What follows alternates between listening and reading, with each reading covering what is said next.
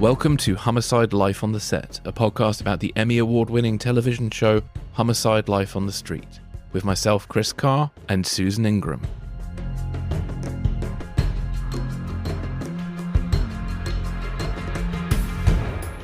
On today's podcast, we're joined by Alex Zakrzewski and Dave Thompson. Alex was the cinematographer and Dave was the focus puller from season 5 onwards.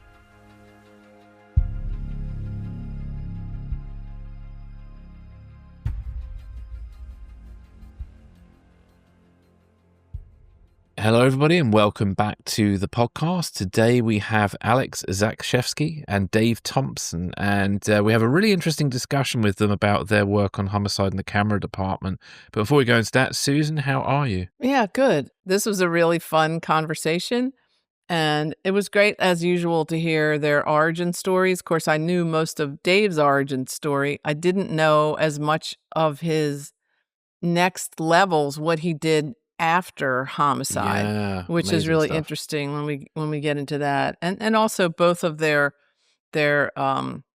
climbing the ladder, so to speak. You know, Alex going from a DP to directing, and Dave going from camera assisting to Steadicam to now director of photography. So they both had interesting stuff to say about the challenges of not just working at their original levels, but then the challenges of making all those transitions. Yeah, and Alex was the director of photography for season 5 onwards, and Dave was focus puller from season 5 as well. Right, and was the loader prior to that. Yeah, so he kind of went up. Yeah, right. Yeah. Cool, fantastic. Yeah. Well, great. I think it's a nice wide-ranging discussion about their work on the show and then what they went on to do. And Dave, in particular, is now the director of photography of a new film called Warfare that used some innovative camera technology called the Ronin 4D, which we kind of go into a little bit in this interview. And it might well be the sort of camera you might use to shoot Homicide today, should you choose to remake it or continue it, not remake it. We don't want to remake Homicide. We just want to continue. Get back to the streets of Baltimore with some new detectives. That could be really interesting. I'd like to sit in on that. I'd like to just come down and watch. Could I just watch what you people are doing? I can't do that anymore for a living, but I'd love to watch it. Yeah. Cool. Is there anything else you'd like to add? So we do want everyone to know that in addition to Homicide being on Peacock, which is obviously a pay platform, it just a few weeks ago dropped for free on Tubi. So everyone now can, at least in the US, can watch Homicide for free. And I was concerned at first, was it also the restoration? And it is. It's the widescreen restoration. So, have a look. It's free now. It looks great. I sort of almost like the way that it's organized on Tubi a little better. Just to me, it was sort of easier to get into it and to get to the episodes I wanted. Not to diss Peacock, but it was not nice to see it free for everyone who might not be able to afford a pay streaming platform. And I love Tubi anyway. Shout out to Tubi. Yeah, we do have Tubi in the UK, and I'm just checking to see whether. Right. So, unfortunately, Homicide doesn't appear to be available on Tubi in the UK. It seems to be everything else but Homicide is available. So, you've got something called City Homicide, ATL Homicide, whatever that is, Heartland Homicide. ATL would be Atlanta. Atlanta Homicide. Okay. And then something called 100 Streets with Idris Elba, if you're a fan of Idris Elba. So there we are. He's on there. Huge fan of Idris Elba. So everything but Homicide is available on Tubi in the UK. So you might need a VPN if you want to use Tubi. Okay, so Tubi, UK. Get that rolling. They need to get that sorted. But yeah, Homicide is currently available in the UK on Now TV, which is connected to Sky.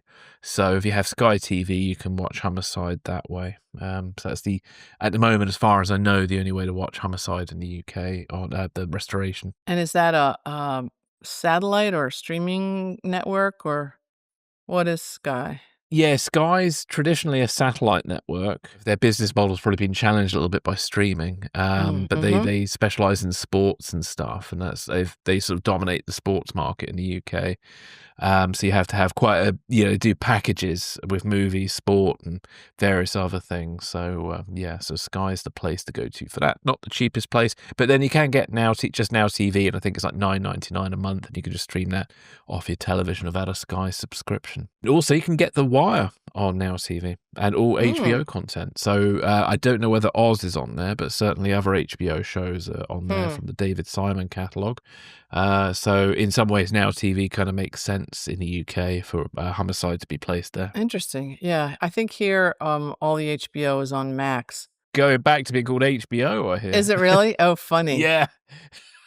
After all That's that. funny. So yeah, I've heard that. Yeah, that's slowly changing back apparently. But anyway. So everybody, I hope you enjoy this interview, and we will catch you on the other side.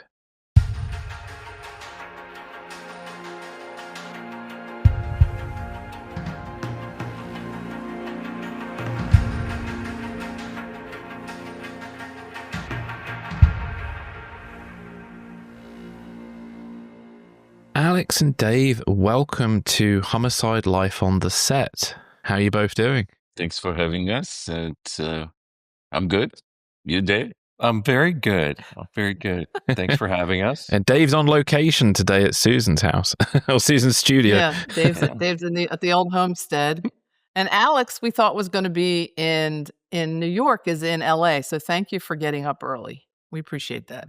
I'm as good early as in the evening, which is not very good.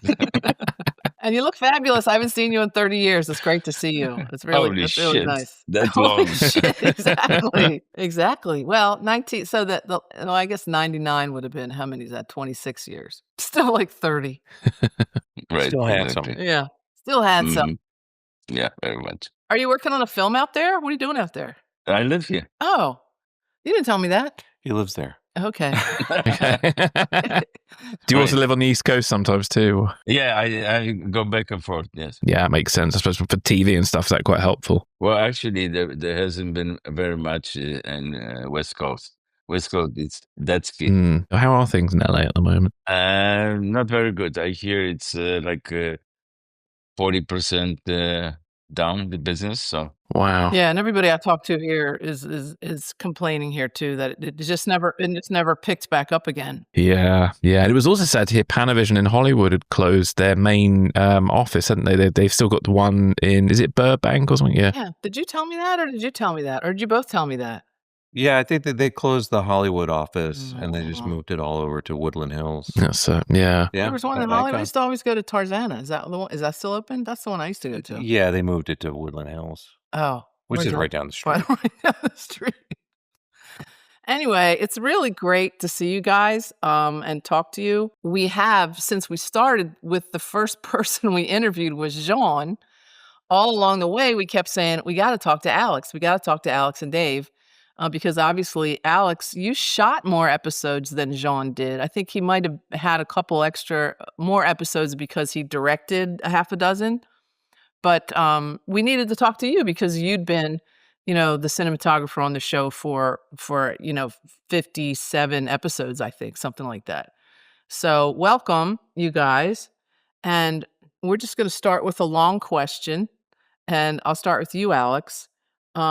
How did you get into filmmaking, and what was your pathway to Homicide? Were you doing docs like Jean was, or where did you start, and how did you hook up with Jean, and how did you end up on Homicide? Well, to make this story short, I was an artist. I was a sculptor, and I was doing all these immigrant jobs on the side to stay alive, and then I did a bunch of sculptures with video. So I tried to learn more about the video, and I met all these guys, and they were making money, and they were my age, and I said, I think I'm going the wrong direction. So so I went to NYU to film school. I put myself through school there, and then I right after the school I kind of got into the news business. I went a friend of mine. I actually was there when CNN started. Uh, that's how old I am. It was right in the beginning of CNN. I was there for a little bit. Then I started working for networks. I worked for ABC in Washington, D.C. I did the White House. I traveled with mm, presidents, blah, blah, blah. And I got really bored with this stuff. So then I quit. Then I moved to New York. Then ABC rehired me because they didn't want to move me to New York for them. Then I bought my own camera and went solamente. And what kind of camera did you start with? I think that those times there was Ikegami or one of those. And or maybe even the older one, the RC. No, it was a Kagame, and start traveling all over the world, doing all kind of uh, documentaries and from National Geographic and network, HBO, and all kind of stuff. And it was awesome life. It was like the best part because I when you travel as a in those days documentary camera people travel. So I travel all over the world, and when you travel, you like open up, you meet kings, and then you meet the most poor people in the world, and Mhm. just because you're doing documentary, right? Uh, so, and I used to do the same kind of stuff that Jean, uh, and once in a while. Jean worked a lot with Marian Marzinski, who was this Polish Hmm. documentary maker. And once in a while, I would do a movie with him too. Hmm. And he was very specific the way he worked. He was like, that with him was we worked in film, okay, and and he would want us to be ready to shoot anytime. So even when we were having lunch, he was okay. Let's shoot right now. Boom, right? And we didn't have assistants, nothing. So we had to change the mag. I don't know if Jean told you that story, but there was like this amazing um, way to do documentaries. And in a taxi, we would try to change the mag, and And that was on 16? You were shooting on 16? that was 16 Aton. Okay, excellent. So that's my connection to Jean. And we used to do like 60 minutes, sometimes two camera things, or West 57, I think, and stuff like that. Cool. So then it was a natural when he got on Homicide and he needed extra camera, or when he directed, No, he had you to no, no. come in. No? No, no, no. What happened was, it's actually, I don't want to make a long story, but Long stories are good. That's good. good. Okay. So I think, I didn't have, I was not in touch with him. We were just like a colleagues, right? Right. So one day, I think he called me and he said, "Listen, I think I have to go to France because my father is not feeling well or something like that." And he said, "Why don't you come down and maybe you can replace me?" So I did mostly documentaries. I never done um, uh, dramatic stuff, although I did a bunch of things with Winfrey. Hmm. I did a bunch of things for her. I did behind the scenes. I did this whole thing. So I've been on sets, but only as an observer. So I came down to Baltimore. I had hair up to here, I think I remember, and I said, I'm here to see Jim Finity. And they said, go in the back. So I'm walking into the door, and then I see a guy standing over another guy who is on the couch, and he's pointing the gun at him, and he starts telling him, "Come on, get your fucking ass and start writing," or something like that. Okay, it was Yashimura, and it was Jim Finity. Okay, I love it. and Jim Finity turns to me and said, "What do you want?" Okay, so that was my beginning. Okay, so I said, blah blah blah, and then he escorted me to what, David? No, I love this story. Everybody's got a Jim Finnerty story. I love it. Wait, I love Especially with the Infinity. gun. With the Yes. gun, and they escorted me. I met Jean, and Jean said, "I'm leaving tomorrow." I said, "Okay." Wow. All right.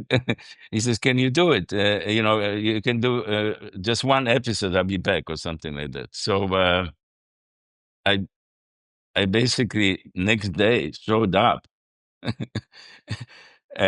In Were you familiar with the show at all? Had you seen the show? no. Wow. I suppose I'm the still documentary I'm still approach not helped. familiar. I'm still not familiar with the show, by the way.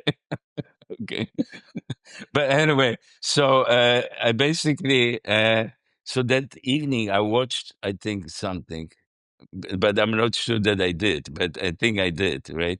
And showed up next day, and they were somewhere on location, Mm. and I remember it was like, okay, they did. I forgot who was directing. I don't remember that. Who was the director? Shoot, we should look because this was like probably season 4, probably somewhere. I have to say, I think it was I think it was the Waterman episode. Oh, really? Oh, I think he it's went on Were we out location with the with Melissa. skipjacks on the bay? Do you remember that, Alex? It was on the bay somewhere. I Yeah, think Okay. so. I think it was. Oh, wow. Wow, that's a beautiful episode. Anyway, absolutely. Yeah. and I'm like, okay. So they do the No, I know exactly. Your first day, we were in a bar. The bar in Essex. I think we were in a Yep. bar, and then yeah. Go ahead. Do you remember? No, that's all I Because- remember. We were in a bar. That's That was all I that location for everybody that knows Baltimore was the island view was the house, and next to it was a former bar that's not there anymore, or it's turned into something else. And we shot in there as the bar, and then the other thing, and there's a little point where a little like peninsula. Where we had some scenes at night with Melissa and her ex-boyfriend. But for everybody that's from Baltimore, that was the island view at the end of Barrison Point Road. That's the location for that part of the Waterman episode. Anyway, go that's ahead. Are you mad. looking it up, Chris? Well, yeah, actually, you know what? IMDb is saying Endgame is the first one you're credited on, but IMDb is not always correct. So, True. yeah, because that's the one with Steve Well, Buscemi. If that rings any bells. But if it was on the That's- water, it had to be that one. Right. Yeah. It's probably not credited. I'm assuming. Anyway, so it was right after the rehearsal, everybody started looking at me. Mm. Okay, and and I've been doing all my own lighting, everything, right? And suddenly I have this whole crew, Right. and I faked it as I've done the rest of my life. Okay, basically. So did John say anything like it's we shoot the whole thing handheld? Did he give you any tips? It's shot sort of documentary style, or do these massive like establishing shots where we get everybody in the scene and then maybe go back for we didn't even do like pickups and close-ups. We just kept doing the whole scene again from different angles and different perspectives.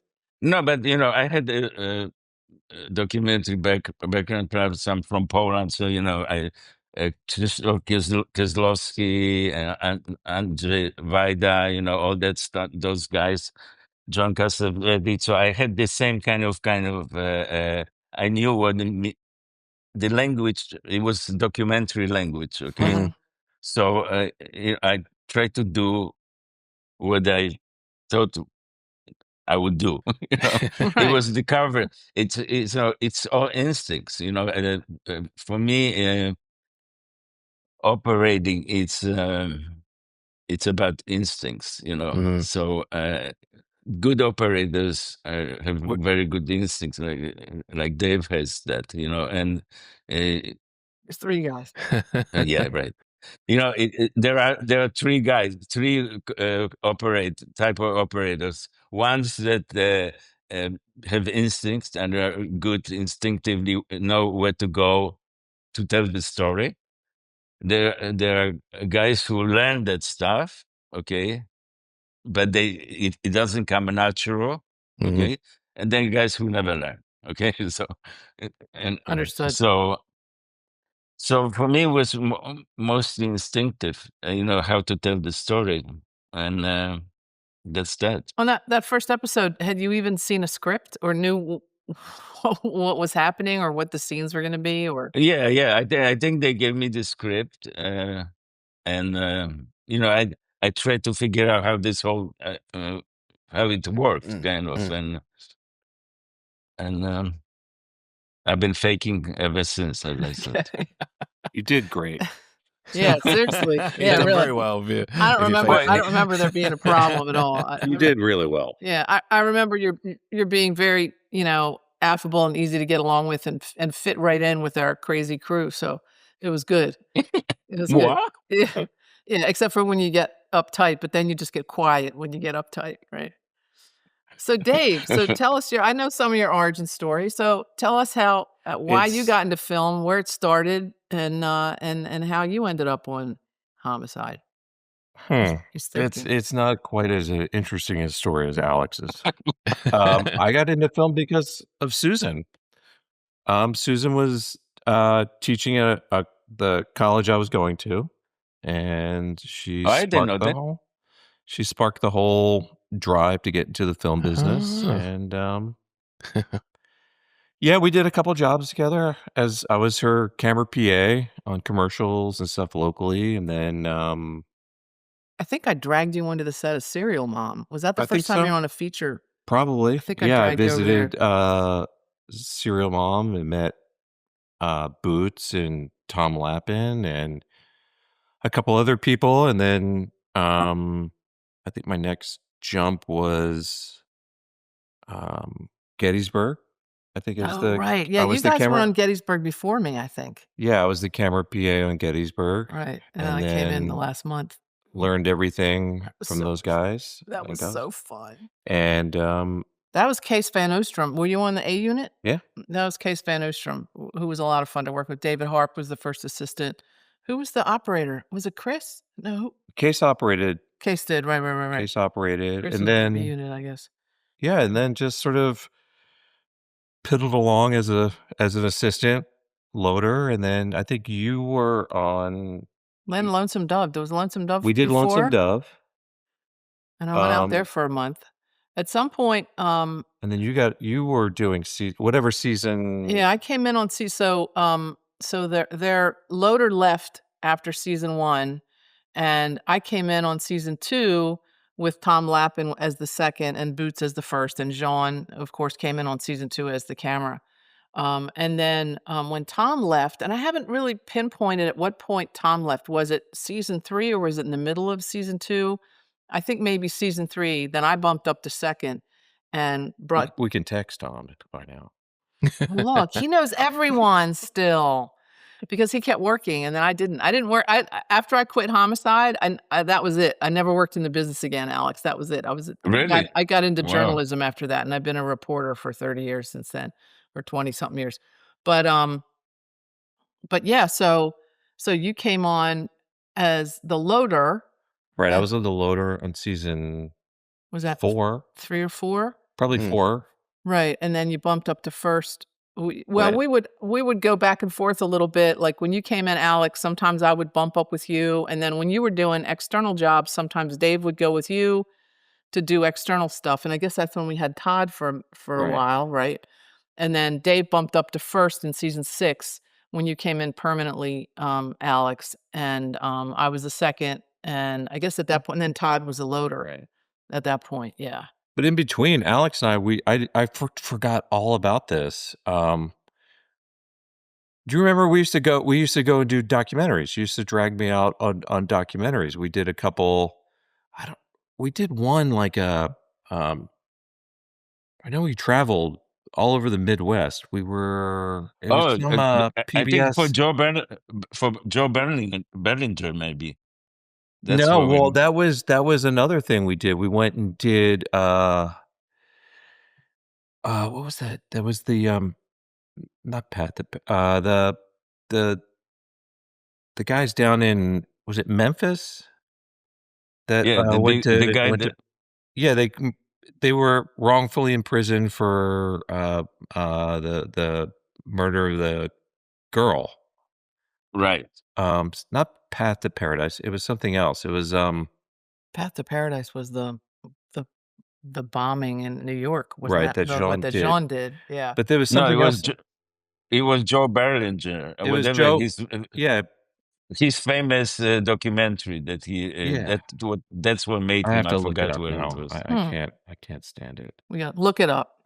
And we did other things. We did like commercials. We did for I We did followed Allen Iverson around for his right. rookie year. Really? That was like every weekend we were going to Sixers games, right? In like different cities. Yeah, that's unfortunate when I met my first wife, the second wife. Oh, he said unfortunately. Hey, that's okay. We all have I want her exes. to hear this. It's okay. We all have exes. I have an ex out there too. So yeah. So you said that's interesting because I didn't know. I mean, at the time, I guess I know where you where you were going, Dave. But I remember Dave going off with Alex a lot. So then it's Yeah, we would go off, and when you would come down, after this is how I remember it, which is probably wrong. But after you did that one episode, you would come down and do some like B unit or second unit stuff that they needed. And a lot of those times, it was either Susan or I would go out with you, and Mhm. we would do all that stuff. And I think that's where we just sort of B-roll. B-roll stuff, and we kind of hit it off. And we would always hang out when you came down. And then I know in between seasons, before you became a permanent fixture, we would go and do these documentaries and commercials and a bunch of other stuff. Yeah, it was really nice how flexible the production people were about that because I went off with Boots and did 2 John Waters films and came back. So it was a nice setup as an assistant to be able to do other things, but then come back to that steady gig, because that was a steady gig for 7 seasons. Paradise Lost. Oh, Paradise Lost. All I right. have to look that up.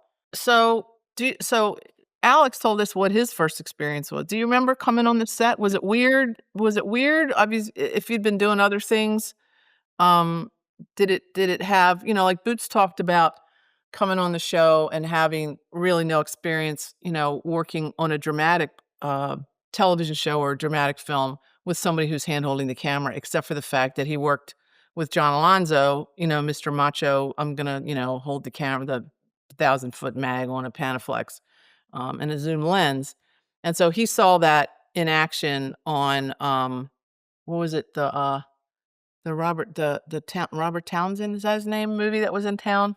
Oh, Meteor Not Man. Meteor Man, I was gonna say Rocket Man. So Boots saw that happening on Meteor Man, somebody shooting in documentary style, but a dramatic, piece.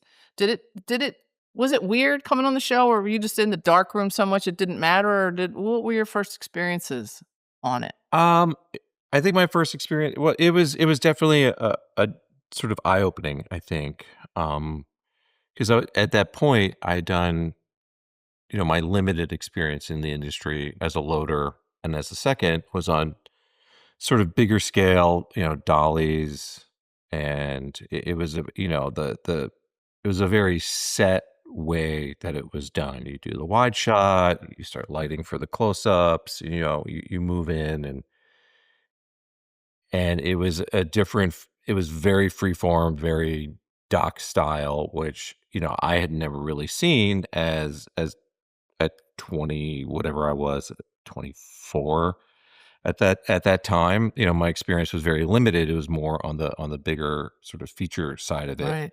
and coming into a show that was so freeform and, very minimal lighting, and just moving at that breakneck pace was a pretty eye-opening and incredible sort of experience to sort of take in.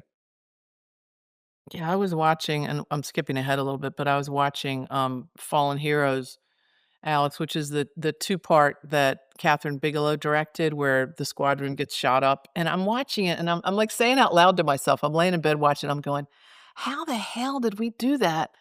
And now, did we have maybe an extra day for that? Like, maybe 8 days instead of 7 days? Do you remember? Mm-mm, I mm-mm. just watching all those locations and No, there was all the stuff Finity. we did. I mean, No. Yeah. that was a really intense couple of episodes, but also just really packed with action and different locations, and it just boggles my mind thinking how much we slammed into I know, a right? a week's worth of It's work, it's and it was incredible. never more than 12 hours. It was always 12, except for maybe, I don't know, the squad room. I know we shot that one scene was a whole day, just that one scene. The shootout, Yeah, and was it 2 cameras? Was it probably, I Yeah, would so I'm thinking imagine. 2 cameras. I actually texted Richard earlier. I think Richard might have been on Mm. the 2nd camera. Because you also have the second shootout as well in the Oh, that's house, which is probably more complicated because it's on a stairwell kind of going up at George Ray Mahoney's house. Right, Yeah. Yeah. yeah, at night, and so much of that, those 2 Mm. were all night shoots. I think both those episodes were almost completely night work. Um, just amazing how much we did. So do you remember, I know you saw the camera package that Jean had. Did it change? Did it change at all, Alex? When you came in, did you ask for any different lenses, or did you just use a little bit tighter lenses, or a little bit different use of the package? I think I had my own stuff. You did, Uh, you came in, you had, I made a Got lot the of kit notes, rental, huh? I a don't remember. lot of notes. wait, You got the kit go ahead. rental. Good. I don't remember I that. do, you wanna Look know? at this. Wow. I know. This is how we're making money, guys. Absolutely. Oh my gosh, the yeah. equipment, not So I think I had a short cook, right? You did, yeah, so we pretty much had the same lens package. We had which was a very strange lens that I've actually looked for and haven't been able to really find one on the used Mm. market. We had a 10-30 that was a Mm. I think it was a 1.9 or a 2. So I think it was a stop more open than the regular zooms that we were using. But we had the same primes package, super speeds that were probably like, I think super speeds are 1.3, 1.4. Can't Yeah, remember. something like that. But the interesting thing is, and I remember this when I was the loader and I would go out with you, the and I only remembered this morning when I was looking up film stocks. I remember the Kodak rep gave us a test roll of 72-79, which was the first Vision stock, the Oh, 500T Vision really? stock, and I took it out with us. We were gonna go shoot some night stuff, and I just loved the idea that you were just like, "Yeah, let's shoot it. Let's see what it does." I'm like, "Really? Like, no one's tested this stock. Like, we're literally this is one of the first cans." And, like, it didn't have any numbers on it, it was just white tape. Really? Yeah.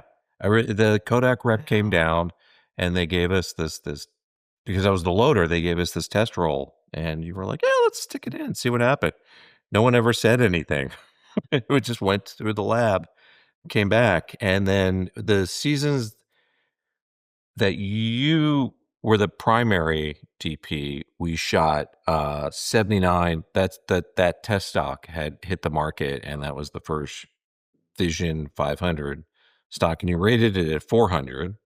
I remember that. Right. Remember it. And then the Vision 200 stock came out the next season, and I think that's when we started using I think before And that's you guys the used daylight stock? yeah, we just used the EXR 93, and then Jean 1700. would just rate it at 400. He would just push it. Quick thing for the audience: when you change the rating, what does that mean? What does it do? Go ahead, Alex. That's a good question for you. No, Good no, question for you. no. No, We have Alex, If only you mention no. None of us are going to touch that, Prince. No, David was. I'm a schmuck. Okay, I just give me the camera. I point the right direction. Okay, David Where's the was lens? Put always. the lens on. Let me shoot it. David was much more of a geek than I am no, I'm when gonna it let you comes. handle. Dave was I'm not. definitely a techno geek. I refuse to absolutely. answer the question. I'm Come gonna let you- on, come on! You're a big time DP now. Come on, you know. No. I So never was. basically, it would mean. So basically, it would mean if it's rated 500 and you rate it at 400, you're underexposing it, right? Correct. You're underexposing it a little bit. Maybe what you're looking for is maybe richer blacks or richer colors, Right. or you know. Exactly. Does it affect the grain on the footage as well? Does Yeah, it give less of a grain. less of a grain? Yeah, because okay, yeah. Well, and the yeah. interesting thing is, and I've heard other people say that the look sort of changed a little bit in that season, and I think a lot of that was a little bit of the film stock, because that vision stock, that first year or two that the 79 came out, a lot of cinematographers really liked it because it had it was a little more contrasty. So it gave you like those darker, deeper blacks. You had a little bit more latitude in it, smaller grain. It was just a different sort of style of stock that gave you a little bit more contrasty look. And latitude, for people who don't know, means that you'd have it would be forgiving. It would be forgiving for bright light or lower light. Like the latitude between those two things would be more forgiving, and it would look okay even if you're You could hold the highlights a little bit more. even if you're over or underexposing a little bit on either end. Right. Yeah. Yeah, particularly useful on very sunny days. But yeah, I mean that was a big part of the sort of the seasons. I remember when Alex took over and started shooting, and we were on the vision stocks. Yeah. Yeah, so one of the big differences in that look also was at the end of season 6, after the shootout, we came back in season 7 with the squad room reconfigured and repainted, much darker, like this deep sort of cerulean dark blue. And then the box and the offices were all different and all painted in that darker color. So can you address a little bit, Alex? There definitely is a look where, like, my feel was Jean liked to be wider and push in. And my feeling with you is you like to have a little bit tighter lens and hang back a little bit, but it seems to me there was a lot more close-up work with you. Is that something you were really conscious of, or a look that you like? The look kind of developed as as we were as we were shooting. I like to be a little bit further because then I can this swoosh. It's not so big. Okay, when you're a little bit further, But the problem is that you get if you have you compromise whether you frontally on people. Okay, so if you're a little bit further away, you can swoosh better because you don't go that far, but you get more properly look to it, which was okay with me. I didn't feel like we had to be Bang on someone's face. yeah, we don't have to be right face. Right. And for people who don't know what swoosh is, the swish pan was the fast panning we did between characters in the scene. Right. And, and I did this. I don't know how much dance. I know Jean did a lot of dancing. I did a lot of dancing too. I used to do Tai Chi for a long time. So it really helped me in kind of let the camera sit and become like a part of your body, not because a lot of operators, they struggle, and when you struggle, you start shaking, but if especially Atom, it was this camera that really nicely The cat on the shoulder. right, exactly. Wait. Explain that for people. I don't know if we've talked about that before.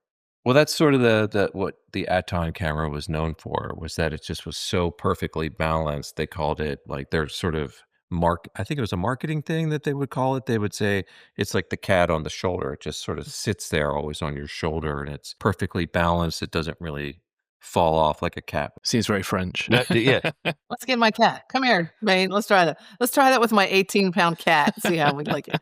Yeah, Ari was much more front loaded. It's Front heavy. Yeah. right. So, but this one was pretty well balanced. Okay, and so if you balance yourself, then you were much more steady. Okay, and so maybe I did a little bit. I didn't like very wide lenses. I never did. I'm in that camp too. I'm a longer lens fan myself. Right. Mm. In 35, I like 20, 25 or 40. I mean, the best it's 40 and 50 for me. I could shoot everything in 40, okay, which is like 20, right? Right, Dave? Right. Yeah. Yes. So Mhm. in the Yep. 16, right? Yes. So some directors like much tighter, but that's the amazing thing about Homicide and us too later on. Okay, was that we could have do whatever we wanted to, and a lot of directors when they came in, there were exceptions. There was guys who were very experienced, and there were a lot of people who they were experienced, but they never experienced television and television in that speed.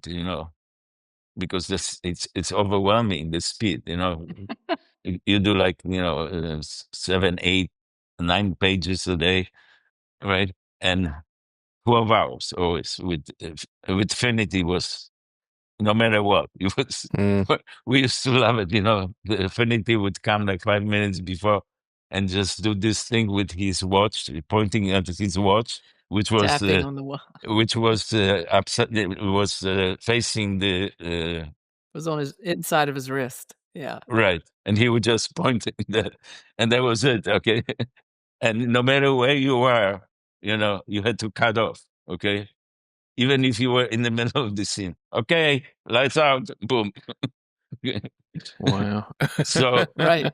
so this That's true. actually developed this like amazing. Well, I come back to this anyway. So each director, some directors had a lot of input, and some had less input. They just kind of let you do whatever you would what we wanted to do. And we had to like kind of system of coverage, which was, we would favor one character, but doesn't mean that we would stay with the character all the time.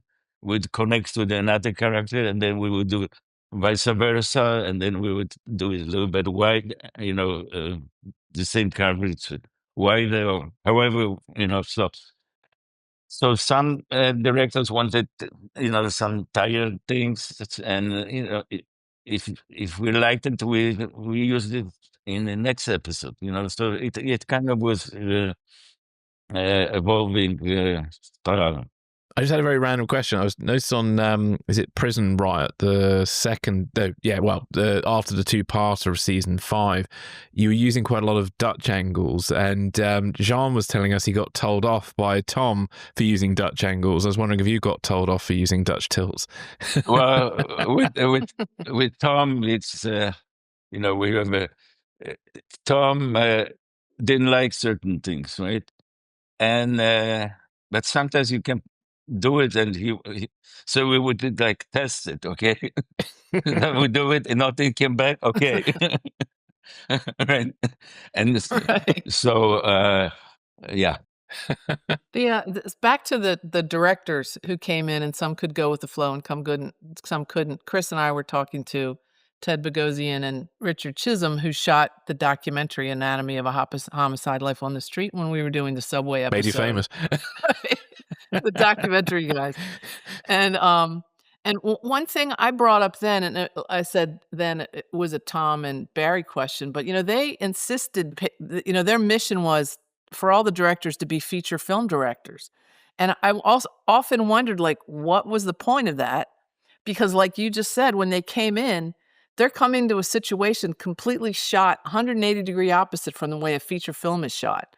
And so it maybe they wanted it to provide this challenge for the directors, or can they rise to the occasion of trying to change? They're not going to be able to put much of their own vision stamp on it. They can do some, but not a lot. So yeah, that's interesting. Do you remember any particular directors or episodes where you thought it worked really well, or that it didn't? Yeah, I'm gonna tell you a few stories, but Go for it. Okay, good. We can always bleep names. But I think we signed an NDA no, somewhere. but my understanding was Okay, that it can always be edited. that Tom liked to hire people who were like coming up, like people who did like one feature, okay, and then they were hot, and he would bring them in and let them do whatever they wanted to do, and a lot of them were overwhelmed, and because the speed was amazing, but they usually after a day or two they get the gist of it, okay, but um, m- so since we're talking about the subway episode, Great episode.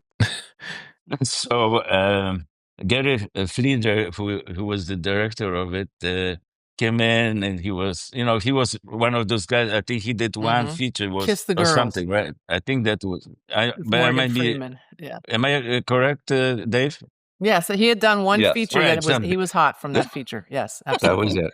So he came, and uh, and it happens that this was that show that PBS was decided to do, making of Homicide. So they follow us from the beginning with the so there we start shooting, and he was like, I love the way the show is shot. You're doing great job, blah blah blah. Okay, so but the whole most of 90% of the show is in the subway. It's down in the subway. If for people who never seen it, it's about a guy who got stuck between the train and the platform, and he's half buried, kind of his stomach down under. I mean, from stomach to his feet. We don't see it. We only see his torso, right? And the idea is supposedly that it happens. When it happens, people. Basically, because there is so much pressure between the train and the platform, they don't realize that they are dead. The minute they let them separate, when they take them out, there is too much damage, right? So the Nafia was the guy who got stuck. In the train, and Underbrower was the cop who answered the call, and they basically talked to each other for the whole episode, as far as I remember. Very unusual homicide Right, episode to be all in the same place. And I think there was part of it why why the detectives were there. There was a question of whether he was pushed. Yeah, that's the crime they're trying to solve over the episode. So Yeah. I guess that would have been Whether he was attempted. pushed, and then Yeah. also that he was going to die. So Right. So it was both of those things. Go ahead, Alex. Right. So this first day was okay. Gary was right behind me, but he was okay. Then second day he started like touching me, like pushing me one direction, another direction, and start talking to me in my ear as we were shooting. Okay. So I don't remember if it was second day or third day. We're like in the middle of the scene. I think on Bad Dolly. And then he started pushing me again. And, it was like not in the middle of the thing, right? So, uh, so I got really pissed. I put the camera down. The actors don't know that I put the camera down. They're still in the middle of the thing, and I'm walking out. Okay, I have to take some air, right? And I'm walking away, and I think Jimmy Yoshimura, who I think wrote the episode, runs to me and says, Alex, what are you doing? And I said, tell this and as I'm saying it, the camera here, PBS camera, is right here. Yeah, Really, I it's never in the seen the documentary. documentary. You basically say, yes, you basically say he's driving me crazy. And then and Yash is on a hot mic, and Yash says, "Do you want me to tell him or do you want to tell him?" And you go, "You tell him." And so Yash gets up and takes Gary aside to tell him, he's driving you crazy. So that's all Okay, public. all That's all right. out there. Yeah, it is. And the fact that they caught it on a hot mic, it's then the thing I love about that I talked about in that other episode that we just did is that shows the kind of tension and the kind of pressure everybody is in on a film shoot, but especially on TV production and especially on this show, the kind of pressures that can happen. So, yeah, absolutely. Well, and part of that too is, so much of that show was heavily reliable or relying on your instincts, your vision of what it is, how you're reacting to what the actors are doing.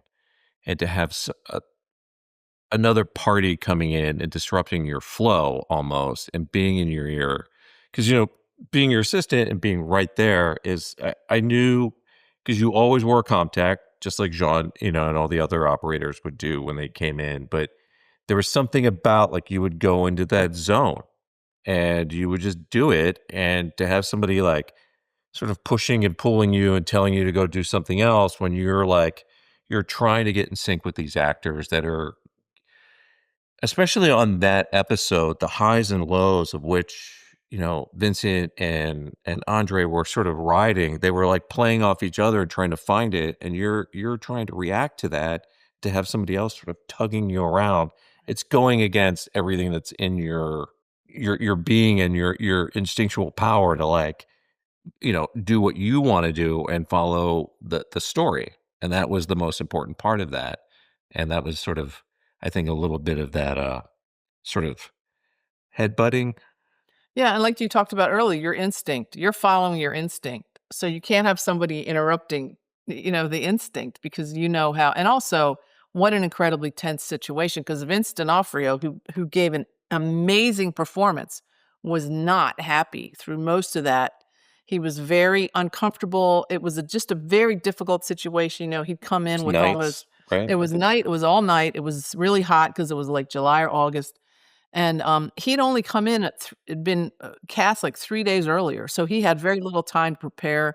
So it was just an incredibly intense situation. And yes, they captured it really well in the documentary. They do. They do. One random question: was Vincent worried the train would start moving? No. But it was still uncomfortable to get him there. Okay, it was like he couldn't like just get up. I think I don't remember, but it was like if he sat there, he was there for a while. Okay, so Yeah. because they closed the subway for us. Okay. And that's why it was at night because in Washington, in Baltimore, the train don't run at night. So Yeah. One other question: the challenge of filming a lot of content in sort of similar and repetitive situations. How did you kind of approach that? Because there's a lot of variety to the shots between those conversations of Andre and Vincent. what do you mean? Say the thing. Can you say it in Polish? Yeah, so what I'm getting at is like there's a lot of obviously you're in the same location and there's a lot to cover through different scenes. I was wondering like if there was any particular kind of way you would have to sort of block it to favor the actors so it didn't get repetitive for you from relighting and repetitive for the actors. Is there any sort of thing things that you did to help keep it interesting? Yeah, when to keep it interesting for everybody. Such a tiny little, three-way shot there that you kept it interesting by having different ideas. And how did that? I don't remember, but you can plead the fifth if you like. Just say I'm brilliant. I was brilliant. That's the thing. We had this like way to approach this. We would from like one angle we would do favor one person and then maybe favor another one, and the connection was always about, for me in this show. If people moved, okay, if they don't move, we have to move. Okay, that's how I felt. Okay, so and or we have to go like do some kind of connection or something, you know. So it's not just static like over and over kind of thing, right? So so that's how I would approach. I would do from one angle as much as I could, and then flip it and do from another angle. Okay, until we got sick of it, which was very Yeah.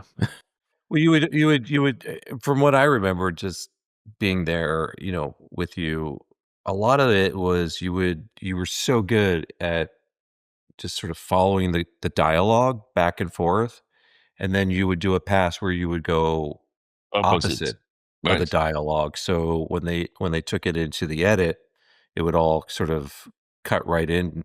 You know, you would have reactions Reactions, right? opposite to whatever someone was saying, and that was always sort of part of the dance and the fluidity of it. You were so it was always amazing to watch you over sitting on an apple box, just absorbing the sides, like flipping through them all the time. We would, by the way, with Dave and Lorenzo. What was our Yeah, Lorenzo. Lorenzo?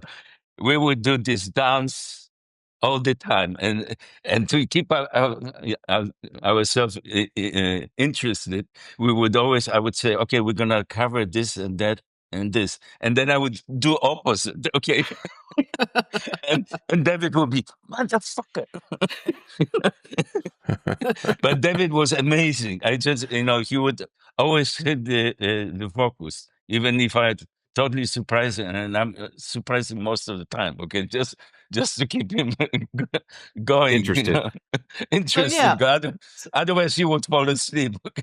Do you remember? What was the episode with James Earl Jones and That was Jeffrey Wright? Family Ties, right? One, two, and That's it was it, three. Family It was a Ties, yeah. three-parter, and that was the It was- beginning of season I 6. can't remember. It was Ed. I think it was 6. Ed Bianchi. Oh, We were doing a scene in one of the big house. I Yeah, don't the remember. mansion, their Some mansion. mansion. Yeah. And I remember being up in the slave quarters upstairs, thinking, "Oh, look, this is where the servants used to be.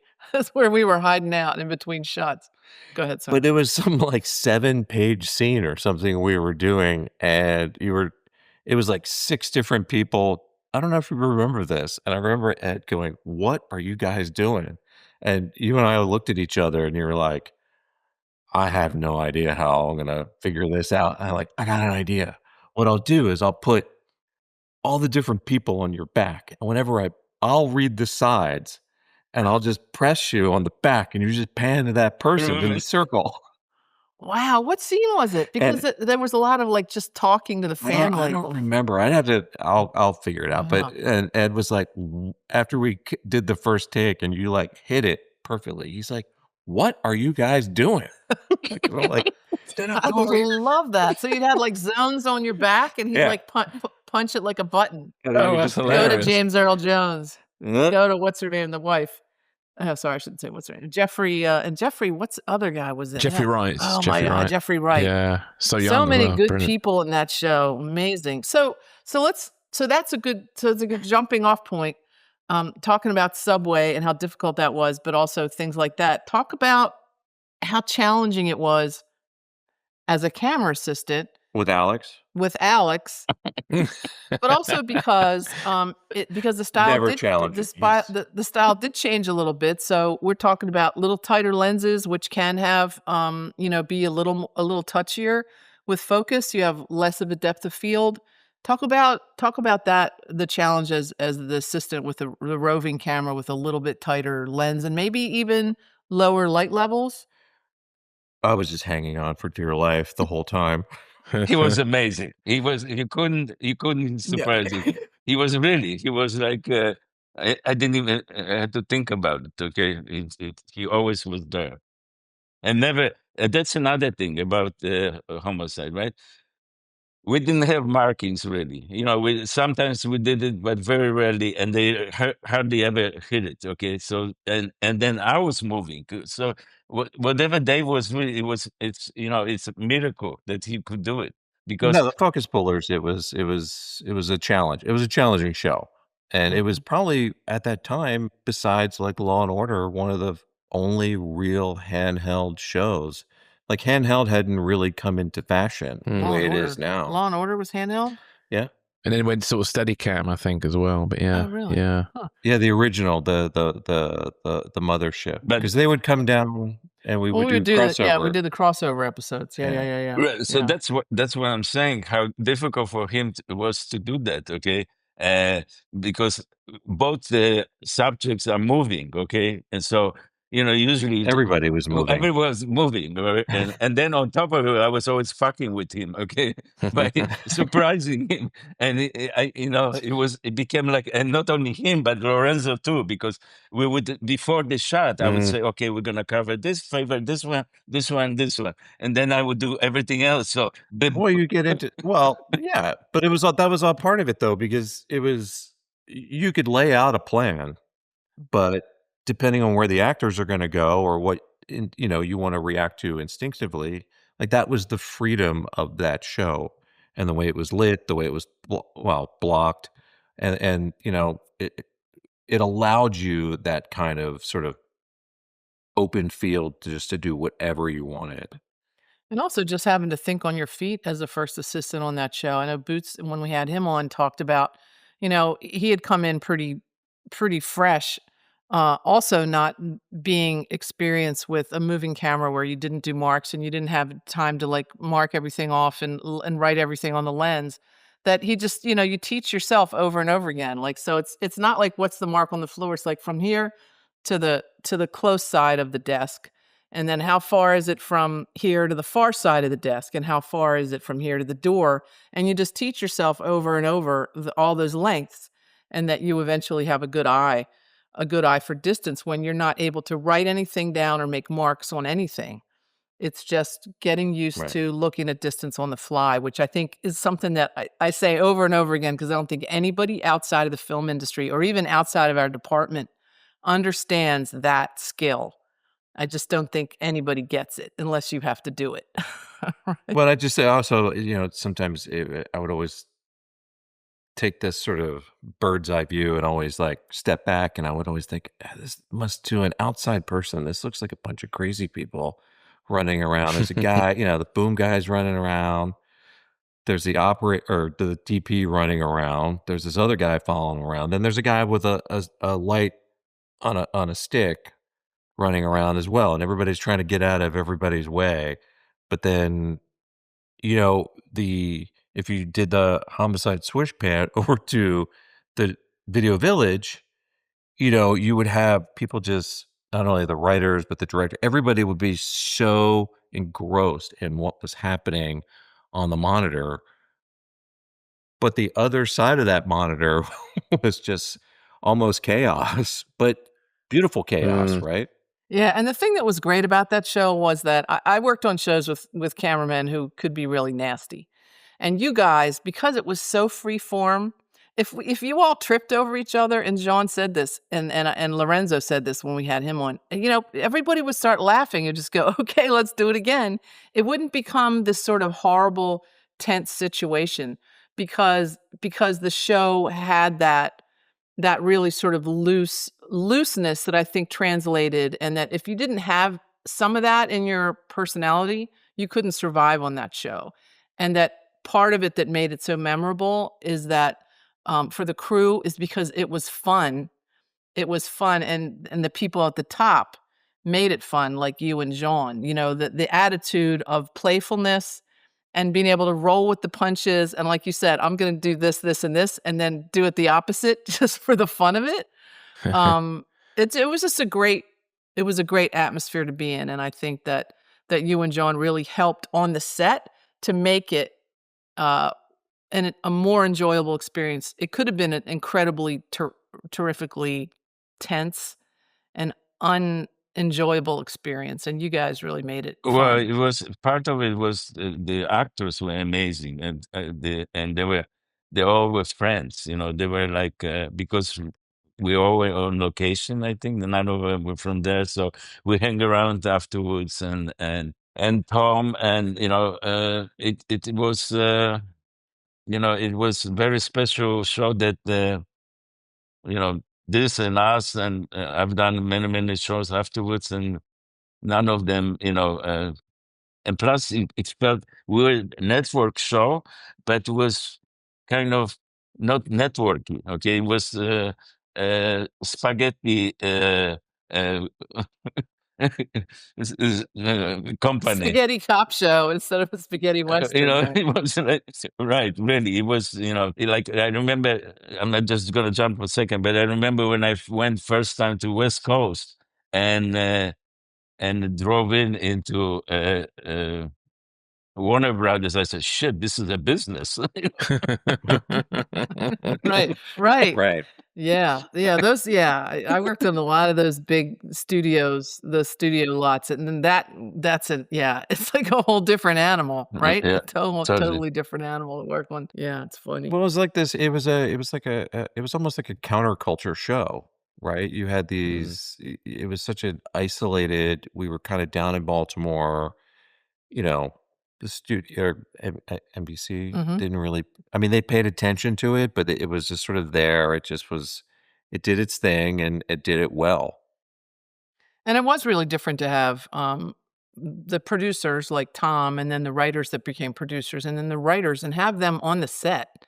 And I'd mentioned before, been on many other shows where the writers get kicked off the set, but, they were such an integral part of the show. And then to have the producer, to have Tom down there and have him be such a cool, nice, upbeat, Approachable. yeah, a totally Mm. approachable producer, not somebody, like when I worked at Universal Studios where the guys in the black suits would come down from the black tower, and you'd be like, "Oh god, here come the guy in the suits." It's just a different, And counterculture. I like that different and experience. and the location. It was always great to be on location. For me, it's location. I love location. Even later when I did Wired, the same thing.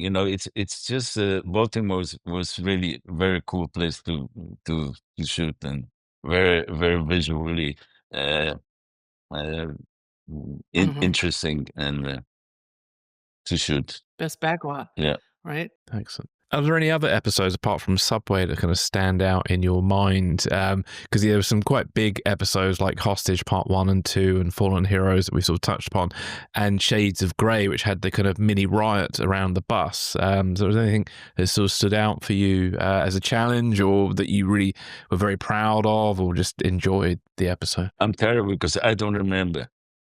Mm. I Okay. don't, and Well, another thing is, which is terrible about me. I don't look back on anything. Even now, when I, directed like way over 100 episodes. I never watch my stuff. It's. hmm. I don't know why, but I just don't like it because I start seeing, I feel like I have enough anxiety as I was doing. I don't want to double it. Yeah. Okay. You don't want to see it afterwards. Yeah. I don't want to relive it. I don't Right. want to relive it. But David probably remembers some stuff. David, come on. Yeah. I don't Yeah, well, remember anything. let's just pick Fallen Heroes, No, I'm just kidding. because it was Catherine Bigelow, Oh, who then okay. obviously became a Yeah, huge feature Catherine film Bigelow. director after that. She had Mm. just done what was the one thing she'd done? I want to say The Sniper Guy. Oh, crikey. Yeah, well, it was a few things she'd done by then. Point Break. She'd done Point Break previously. Well, the Hurt Before that. Locker. Yeah, Hurt Locker. Yeah, Had she done that before she got I think got so. to us, or was she? No, Hurt Locker was afterwards, no? Oh, it was okay. Yeah, She Hurt did Locker's after this. It's Point Point Break, Break, Point Blue Break. Steel. 1992. Okay. Oh, Blue Steel. Steel. So that was Yeah, Yeah. she was a big action director. Yeah. a Yeah. two-parter, and I don't know if I could say all, but many of our other two-parters were directed by two different directors. Like Hostage Part 1 and 2 was, I think, Ted Demme and Jean. So we had Catherine Bigelow for those two, who obviously was a good action director. And the shootout in the squad room is just unbelievable to watch now. Mm. And I'm assuming, Dave and I were talking about that, I'm assuming we had two cameras. I think I might have been on I asked Richard, but he didn't remember either. I think we might have had Richard on the B camera. Because I remember having the face shields, and all that because, so much crap was flying. because they were, knocking corners off the walls with the Yeah, with with the squibs gunshots and and things, stuff yeah. and the squibs. So, do you remember any of that, Dave? I do. Well, I think the interesting thing about those episodes was it was a real departure Mhm. Exactly. for the Mm, homicide Yep. sort of storylines, right? We got a little actiony, which gunfire, which wasn't really part of the language up until no. that point, and that's a more of a, I guess, a writer producer question Mhm. of the direction that it went, but it was for us, it was just a different sort of almost genre that we were stepping into, right? And we were suddenly where we were a very dramatic talking show about the lives of the detectives. Now you were suddenly thrust into this sort of Mm, action world with a very prominent action director, and we had to sort of adjust to Catherine, which was amazing. I mean, she was great as far as I remember. She was a, tour de force that came in there and just like, immediate respect from everyone, actors all the way down the line. It was great. I mean, I don't remember a lot because it was 30 years Mhm. ago, but I do remember just her presence being there as a director. And being very sure about what she wanted. Yeah. Yeah, I thought we got along really well. As David said, the homicide was known for not really. I don't think our cops hardly ever pull mm, out guns. So this was very different. Yeah, so that was a big cliffhanger at the end of season 6. And not only did we have the big shootout, Andre leaves the show at the end of that episode. So that was a big, I think, probably a big ratings grab as well. But it was really it was also the culmination of the whole Mahoney, and Georgia Ray Mahoney and Luther Mahoney's um drug organization and mm, the whole dissipation of that and it was a culmination of a lot of different storylines from the previous couple of seasons. Um, so and then we go back to you come back episode 1, season 7, which is La Familia, which is very much back to the talking. There's, dead guys in Little Italy that Giardello knows, some of his family members even. And it goes back to that, how the job, psychologically affects Right. affects the mm, detectives. mm. Yeah, so what were the other ones I said I wanted to ask about? Subway. Well, there was the Shades of Grey with the bus riot. That was quite a big one. Oh, yeah, the bus riot one. Yeah, that was a really good episode, but it also brought in so many of those social issues that Homicide always, um, addressed too. But yeah, I remember that episode a lot. I don't know why specifically. Maybe it was because there were people with baseball bats beating on the bus and there was smoke and glass flying and everything. Do you remember that one at all? It's okay. It's okay. I only remember them because I watch them, and some episodes I watch, and I don't remember anything about it, and then I see my name at the end of the episode. It's like, "Wow, I worked on that, I don't remember anything." Well, I mean, that's kind of, I mean, fortunately and unfortunately, that's sort of the episodic, the long season episodic sort of Grind. curse Mhm. is they all, from the technical side, just being a technical crew member, it just became one long episode, and Mm, the specifics, even now, 30 years later, it sort of just was like, oh wow, we did that. I don't Mhm. really remember, but it that it was just a long, was it 20, 22, 100 24 122. episodes Oh, you mean per the season? 23. 22, 23. 22, 23 right, or and now 20. you're Yeah, talking, streaming shows do 8 yeah. months. 8 episodes as Yeah, opposed to it's 20. amazing, 8 isn't it? months of just solid Mm, work, mm, and Yeah. So along those lines, the idea of the grind, like, almost like assembly line, like, mm. talk about, like, what was a typical day for us? What did we do? What did you do when you came in? What did you do? So, Alex, when you got to the set and were expected to start rehearsing at 7, it wasn't like, "We don't have any setup time." It's like, you are working at 7 o'clock. What did what Oh yeah, yeah, so yeah. what was the day like? And, on the Jim Finity said, you start 7 o'clock, boom. It's not like, and you don't have setup time. They don't have setup time. The actors come in, okay, and you do rehearsal, and Right.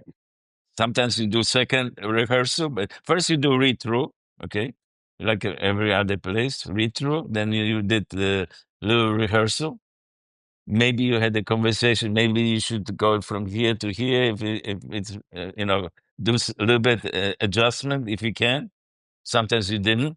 Okay, they went out for like 15 minutes. Everything was 15 minutes, Right, right? exactly. even You have Right, that's 15 minutes to even light. even you have 10 minutes, right, even if it wasn't 15 minutes, but we always would say 15 right, minutes. Okay, right. and I think Josh mentioned that too. another 15 minutes, yeah. and the right, and the difference was that this show was not that's the thing. It was much more, when I went in the real world afterwards, it's much more, the actors take their time. Some of them like to exercise after, like D'Onofrio was known to later on in Dick Wolf world, he would, after the rehearsal, he would go and exercise for an hour. Okay, everybody was An sitting and hour. waiting for him. Okay, Wow.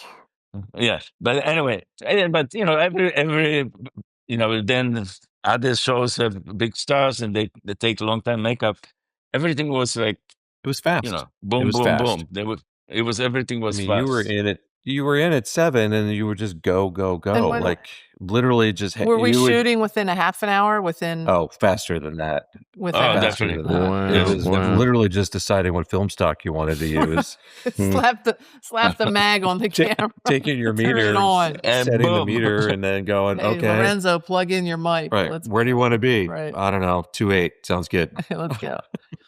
Well, and the thing amazing about this show was that we knew and we're only gonna work 12 hours, which was amazing in those days. Okay, now it's not that amazing because uh, you know uh, because of this how the networks had to come down and make the hours, but the hours on other shows were like stupid 18, 20 hours, and then they would come back next day. This show, no matter what, was 8 hours. Okay, not a minute. 12 hours. So even if Yeah. I mean 12 hours. Even what did I You say? said 8 hours. That would be nice. 8 hours. Uh, Sometimes. So we had some 8 hours there, but no matter what, so everybody got into it, because you could make plans and everything. Okay, so even if we messed up in the morning, we would try to catch up in afternoon after Mhm. lunch. So Mhm. Yeah. With all that limitation of time, it's still a very good-looking show. Because we talked about this before. Because in those sort of situations, it would be very easy just to very very flatly lit, and and it's a very good-looking show.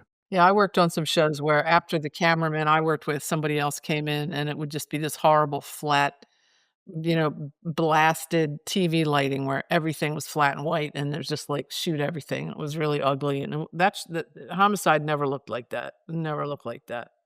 So, are we jumping ahead? Do you want to talk about the new technology question, Chris? Yeah, we can do. I mean, yeah, because obviously Dave and Alex, you both have gone on to do amazing things. Obviously, Dave, recently you've been the director of photography on this film called Warfare, using the latest technology, which is is it the Ronin 4D camera? Which I wonder, then maybe throw to Alex, if you were to do Homicide today, would that be the camera you might use? I don't know. It's a double pronged question there, really. definitely not only that, but after David shot the first Alex's movie, which was Civil War, yeah. it wasn't the first, but it was Oh yeah, I was the operator on that. none. Yes, right. He was operating on that. He called me. He said, "You have to try that thing." I've been trying to convince everybody to do Really? this. I mean, I was even thinking of buying myself because that's the thing. When we went into video, we grew, and the cameras are huge. They're even bigger than 35 now. Okay, so in the network world, so. When I start playing with that camera, I just let David talk about it because it's a game changer. Well, that was, I mean, Describe it. Let him. well, just to go back a little bit to what Alex, I mean, that was sort of the beauty, to stay on topic of Homicide a little bit, is of that Aton XTR. It was so small, so minimal. You know, it was the most basics of cameras. You know, we had a video transmitter, so you were free to roam. You weren't tied to video lines or batteries. Really well designed camera and so reliable and well designed. But this new camera was amazing. It's almost like having something in your hand, tiny things, so you could really go. Go ahead. Well, the 4D, yeah, it's just a 4-axis stabilized, very, very portable, small camera. Explain 4-axis stabilized to lay X, people. Y, Z, X, Y, Z. Well, it's kind of like the best of both worlds of a steady cam and a gimbal, isn't it? If you put it in Right. simple terms, yeah. Yeah. So you take a very stabilized remote head and you shrink it down, and it's within a 12-pound package that you can hand hold. You know, which was probably lighter than the Aton, and it's fully mobile, and you can switch it between like a very fully stabilized mode and a sort of more kinetic handheld mode. Oh, really? Huh. Yeah, so you could just the press of a button, like in the middle of the shot, you can change the feel of the camera language. And so the stabilization back in the day used to either be done with very heavy springs in the arm of the Steadicam, or also, what's it called with the whirring, spinning things? Gyros. Oh yeah, or with gyroscopes, Gyros. which was stabilizing the camera itself. Now what's happening is, and correct me if I'm wrong, the image is stabilized by the computer. Is that true? Not on a camera system like that, or like the remote heads that we have. They're they're But the Ronin gyros. does what? That doesn't have gyros. It does have gyros. It does, It does okay. have a it's It physically is physically. stabilized, Oh, I was yeah. thinking it was stabilizing the image. yeah. It's physically. So you are at some length handling. You have to get the feel of how to handle it, right? A little bit, yeah, but it'll with the gyro technology has changed. We're not really into like the spinning discs now to stabilize things. We're more into these slip rings, and these sort of the electronics will stabilize Okay.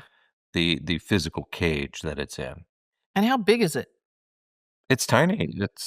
Is it like a box? Yeah, it's like I would say the footprint's the size of like a book.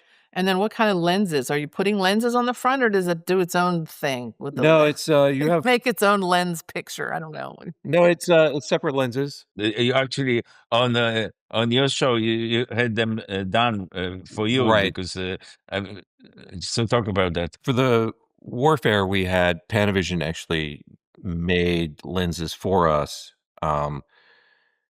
So they took what did they take? They took like a hybrid of Leica lenses and some of the Panavision glass, and they shrunk it down to make it tiny, because the camera system is so small that you need the smaller lenses to fit on the system, but they were still full frame lenses. Yeah. But you wouldn't have Yeah. a zoom lens on a little tiny thing They like that. do make a Not that tiny, you would want. tiny. Not that you would want a zoom It's like lens in any case. It's a very small zoom. It's Hmm. like 17 to 28 or something like that. It's only about 10 millimeter zoom. But these were prime lenses that Dan Sasaki at Panavision made for us. Yeah. What was the philosophy behind its use on like warfare and even Civil War? That it's highly mobile, that it was documentary-esque, and you can just do really all you need to do with that camera system. You don't need Steadicam. You don't need dolly, because you can make that move Dollies. just by yourself, and it's gonna be smooth. So that's why even you don't need the zoom lens, because you can go in, okay, and right, okay, Right, and it's rock steady. and now they have a remote focus, which is, that was the problem with the same camera, but was for the like a personal camera. It was not professional, right? They were self-focus, and this one, it's not Right. self-focused. So that's what's amazing about it. Well, it's funny you say that. I remember we did. I don't know if you remember this. We actually did have remote focuses on You Homicide mentioned that later. I when think you and that was I something you brought. Yeah. when Alex was there. Yeah, I think we started using a remote focus But I was a little missing bit you. more. But I I would was just let you. missing Then I you. would just let you just run around. I And I don't would go. remember. I I don't would just be remember. like, just go. Just I'm sitting this one out. Quick focus. So we were talking to Boots last season, and we asked him about, like, if you were to shoot Homicide today, and we asked about if digital cameras could cope with it, and he was talking about the focus would be a big challenge because he felt film and grain was more forgiving of focus than digital is. And I don't know how you guys feel about that. No, I mean, for me, I'm watching those guys, and they have so many things to help you focus. I mean, I'm not gonna say shit. You said, but to me now, it feels that no matter what, they just looking at the electronics and they can figure out focus better. But go ahead, Dave. Well, the focus pullers of today it's a whole nother breed of technicians out there. I mean, those they're just so good at it, and the stuff that they have to assist them is so much better than we had in, Exactly. the mid-90s. Right.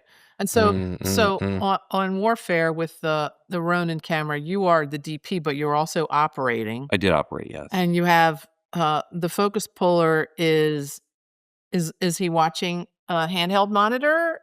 He So had he doesn't Yes. need to be next to you. Where's he? Oh no! In the corner drinking coffee as they do.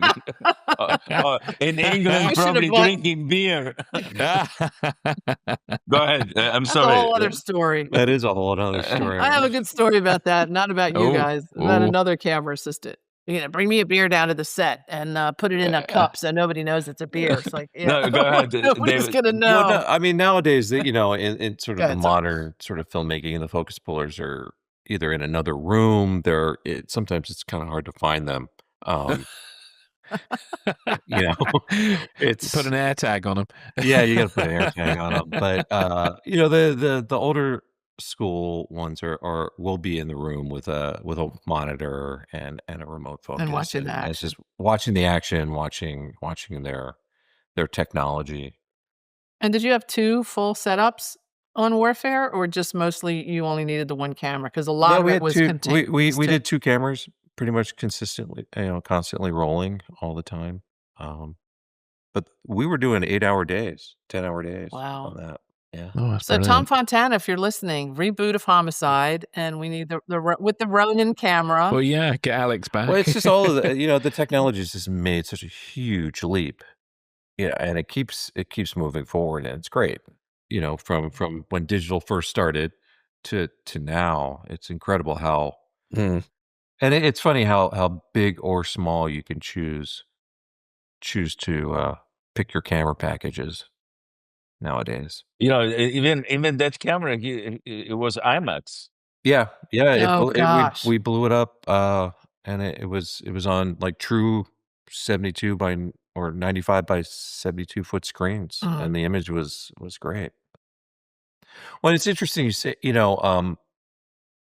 sort of part of the Homicide thing too, and I'll just sort of say this, that, with Warfare and the way Jean and Alex did those shows, that I don't know if you guys have touched on this, but the camera was a character, right? And that was a really important part because for me, just as a viewer when I would watch it, but now when I think back on it, it was that the actors absorbed that too. There was just like the craziness that would go on behind the scenes, sort of like with Alex or Jean, the focus pullers, the boom operators, the light.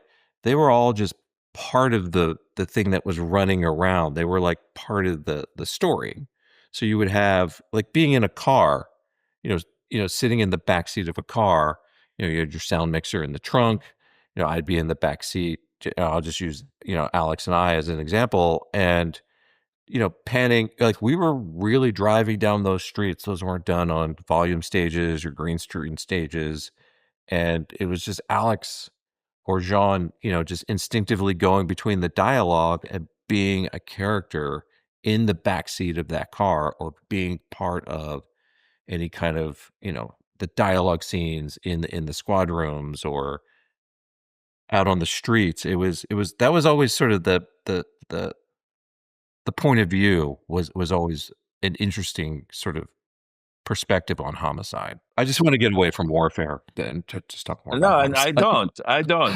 No, that's good. It was going to be an aside like that. It wasn't going to be a whole thing. Yeah. I don't want to, because you did an amazing job, and I'm Yeah, so he did. proud of you, man. Yes. It's like amazing. Okay. Yeah. So no, but that was, the swoosh comes from that. It's sort of like a person that would go, oh, this guy is what is Right, he you're turning saying? your head, Okay? you're following the dialogue. Yeah, Yeah. exactly. But it doesn't have to follow necessarily. The dialogue doesn't have to go all the time to the dialogue. It kind of, you go, well, what is he thinking about? This guy is talking. It's like that. So you are David is correct that it's sort of like a person. That's why I'm talking about instinct.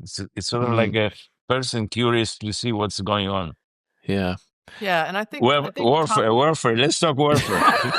Well, no, and I'll say, as I went on in my career, if you call it that, as I became an You call operator. that. I think you've done all right. You call that. No. Anyway, so I will always, and when I get asked questions about how, like how I started and where I came from and like how I learned certain things, I 100% give credit to Alex, and standing next to him for all those years as an assistant, and just learning not only just composition, but just that instinct that, he talks about. I know you're blushing. I can see it. No, but it's true. It's, and I never really understood it until years and years later when I was an operator, and I was like, oh, right. Like he stood like this, or he held the camera like this, or we did it like this. And like his instinct, like it was, what's it? Osmosis? What's it? osmosis. Osmosis, yeah. Where I just like absorbed it all from him. And I give so much credit to being around just, the aura. Why is he doing of this? Zakrzewski. What do you think? You're You're going to pay me pay later. money? It's Do you fine. think I'm gonna I pay- take I mean- PayPal, Venmo. No, but it is true. It's I was very, very lucky to be a part of that machine, and to make the connections that I made and be around those people, and to really learn how to tell stories. But then he became this amazing operator. Okay, and now he's the DP, and I'm so proud of the dude. Really, it's just. So let's talk about that leap. So I was looking up because I didn't know like your first like network gig with your Steadicam, because I have pictures of us of you. I have pictures of us with your Steadicam rig, or when you were looking at them before you bought it, and it's pictures of us. I don't know if it was behind Chesapeake or someplace with a brick like loading dock, and like we don't have know. the Steadicam on. I don't anyway. So pretty quickly after Homicide, you started to focus on being a Steadicam operator, and then you, Alex, started directing fairly soon after. And so what I looked up was that you started directing, I think, one of Tom Fontana series called The Beat. And was that your first gig as a Steadicam operator? Sort of. Well, we No, went. no. Didn't we? Go ahead. In between. We did us. Right in between what was the last season? What was I'd have to What look. year? I mean, I did make a note. of it. 99 was the last season, and yeah, then it finished the in movie was 99. 2000, but you guys didn't work on the movie. So we neither did I. Oz. We must have did Oz between seasons like 6 and 7. Oh, and then- while Right. we were doing Homicide, you were doing Oz? I think Yeah, we did. Did we? Is that what happened? What happens was the Homicide ended. We jump into us. Okay, then we did us, and then when the Homicide came back, we went back and we left the us, okay?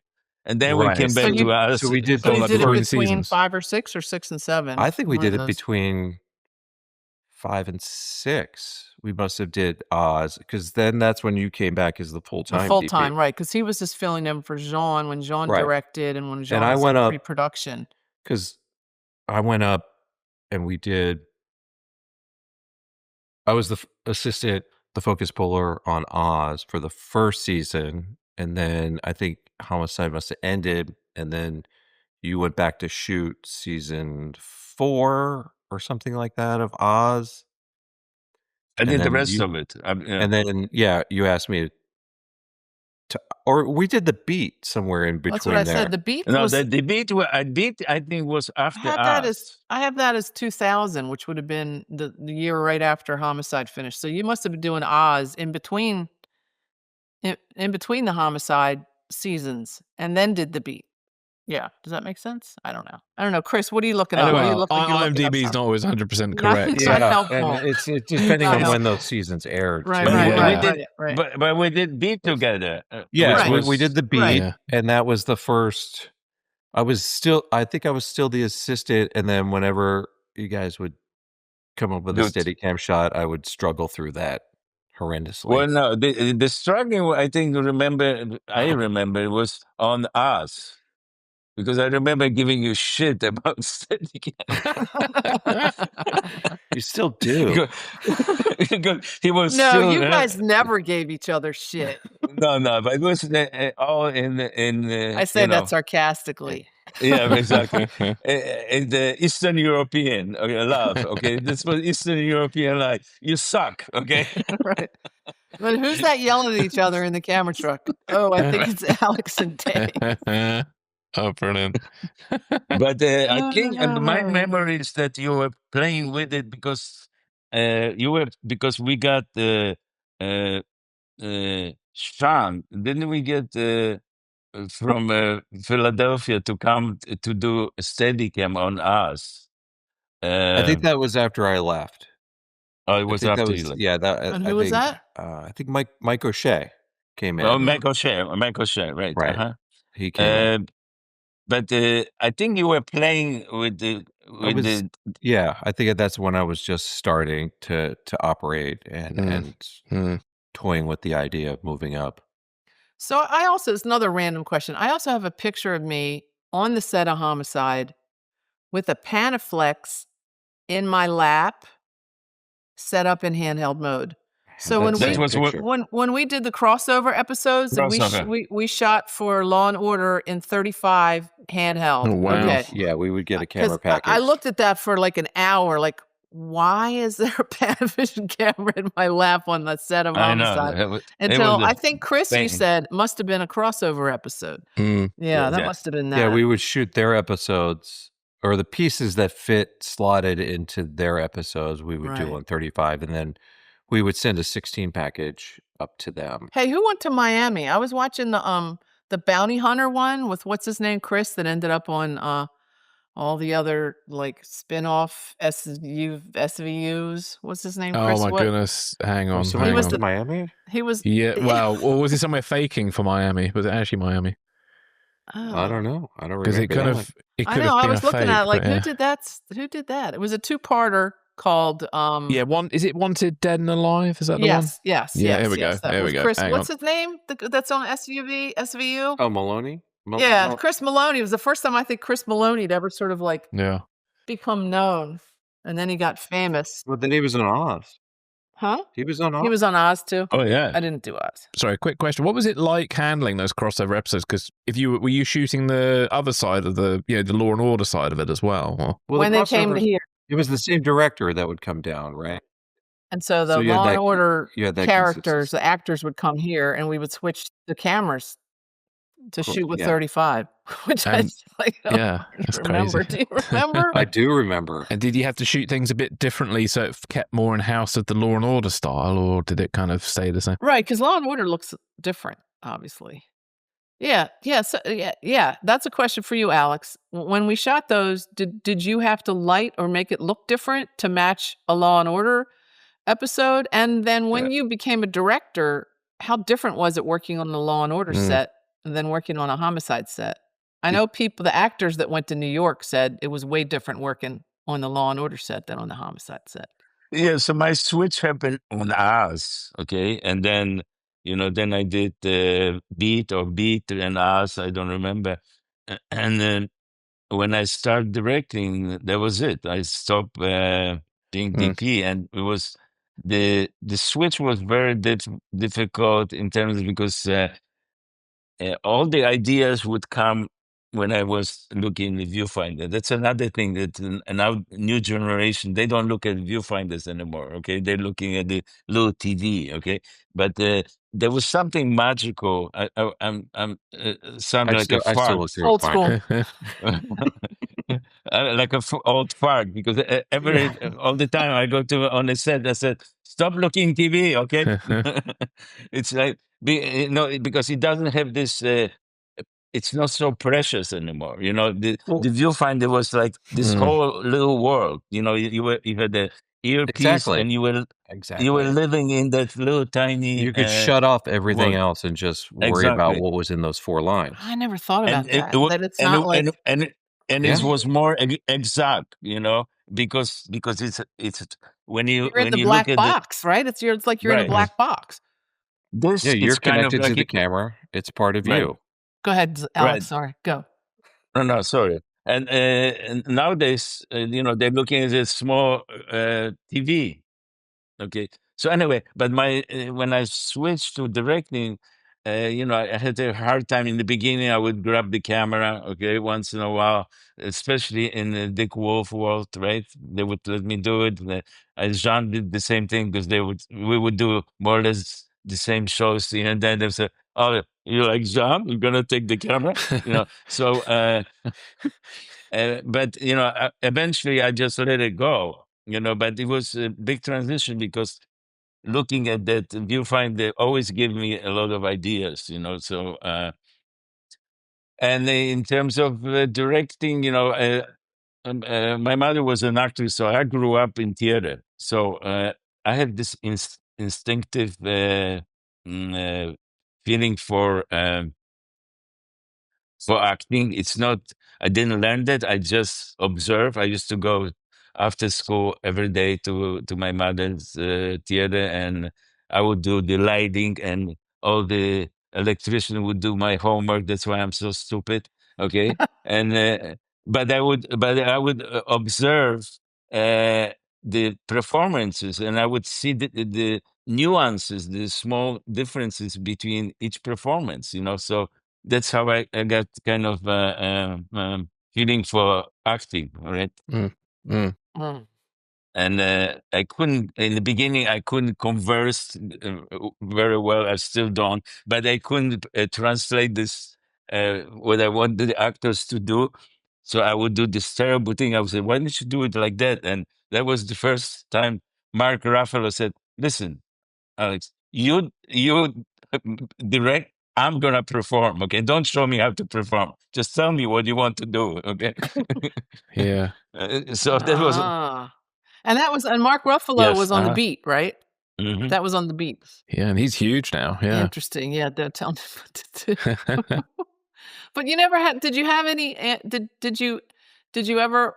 Were you ever asked, or did you ever have an ambition to direct an episode of Homicide while we were there? Yeah, I did, and I think that if we would have had another season, I probably would have done it because my rabbi, which is Jim Finity, okay, encouraged me. He said, "Why don't you direct?" Because of the show, many times, Jean and me, we would like fill in for the director. So that's how we kind of got the chutzpah to do it ourselves. And that's what happened on us. And on the beat, uh, uh, uh, Jim Finity just said, "Okay, you should direct." And I said, "Okay, talk to Tom." And Tom said, "Okay." So Because that was a Tom created and produced the show, and Jim was the UPM, I assume, or producer. I saw his name on that one. Yeah. So, okay, with this rabbi question, wait, I got to ask the rabbi question because Boots said the same thing. Boots had, Chris, remember the story? I don't remember what the origins of the story was. I don't know if it was how difficult it was when he first jumped in on the first it was about the early days of Focus. Boots was worried that everything was out of focus or something. He was worried, and Finnerty said, "Don't worry, you've got a rabbi, kid." And so we were later like wondering. So what did that mean to you when you just said Jim Finnerty was the rabbi? He was my rabbi. What did you mean by it? Somebody that watches out for you? Somebody that he was. I mean, he was a sweet guy. I was friends with him to the end of his life, and I worked with his sons, both of them, because they have famous grips, and they work a lot for Dick Wolf. I left New York and I went to California, so I did a lot of different shows afterwards. Okay, but Jim Finnerty was it was a character. He was this. Kind of mafioso dude, but when he likes you, you were in, okay? As long as you didn't fuck with him, okay? So, and run late. True, yeah. If you did a good job, he respected. Dave had a little thing with him because he left, okay? But I think he forgave him because you came back, right? How was that for you? I did, yes. Yeah, I have some weird memory when we were shooting over at that defunct amusement park, Enchanted Forest, and you were afraid that Jim Finnerty was gonna beat you up that day or something. I don't remember what. I'm still afraid. I'm gonna take you out behind the camera truck and beat the crap out of you. I don't. I don't know. I'm still afraid. It's like weird. There's these weird little shoots of memory, come in on things like that. But he was really sweet guy. But no, and he respected the crafts. Yeah, he did. That we all did. And if you did, if you were good at it, he was let you be good at it. And I remember one thing on us. I remember, we didn't have, because they tried to cut the budget. The walls didn't go all the way to 12 feet. Okay. And all those guys were really super tall, right? There were all these guys, right? And I'm this, 5'8", right?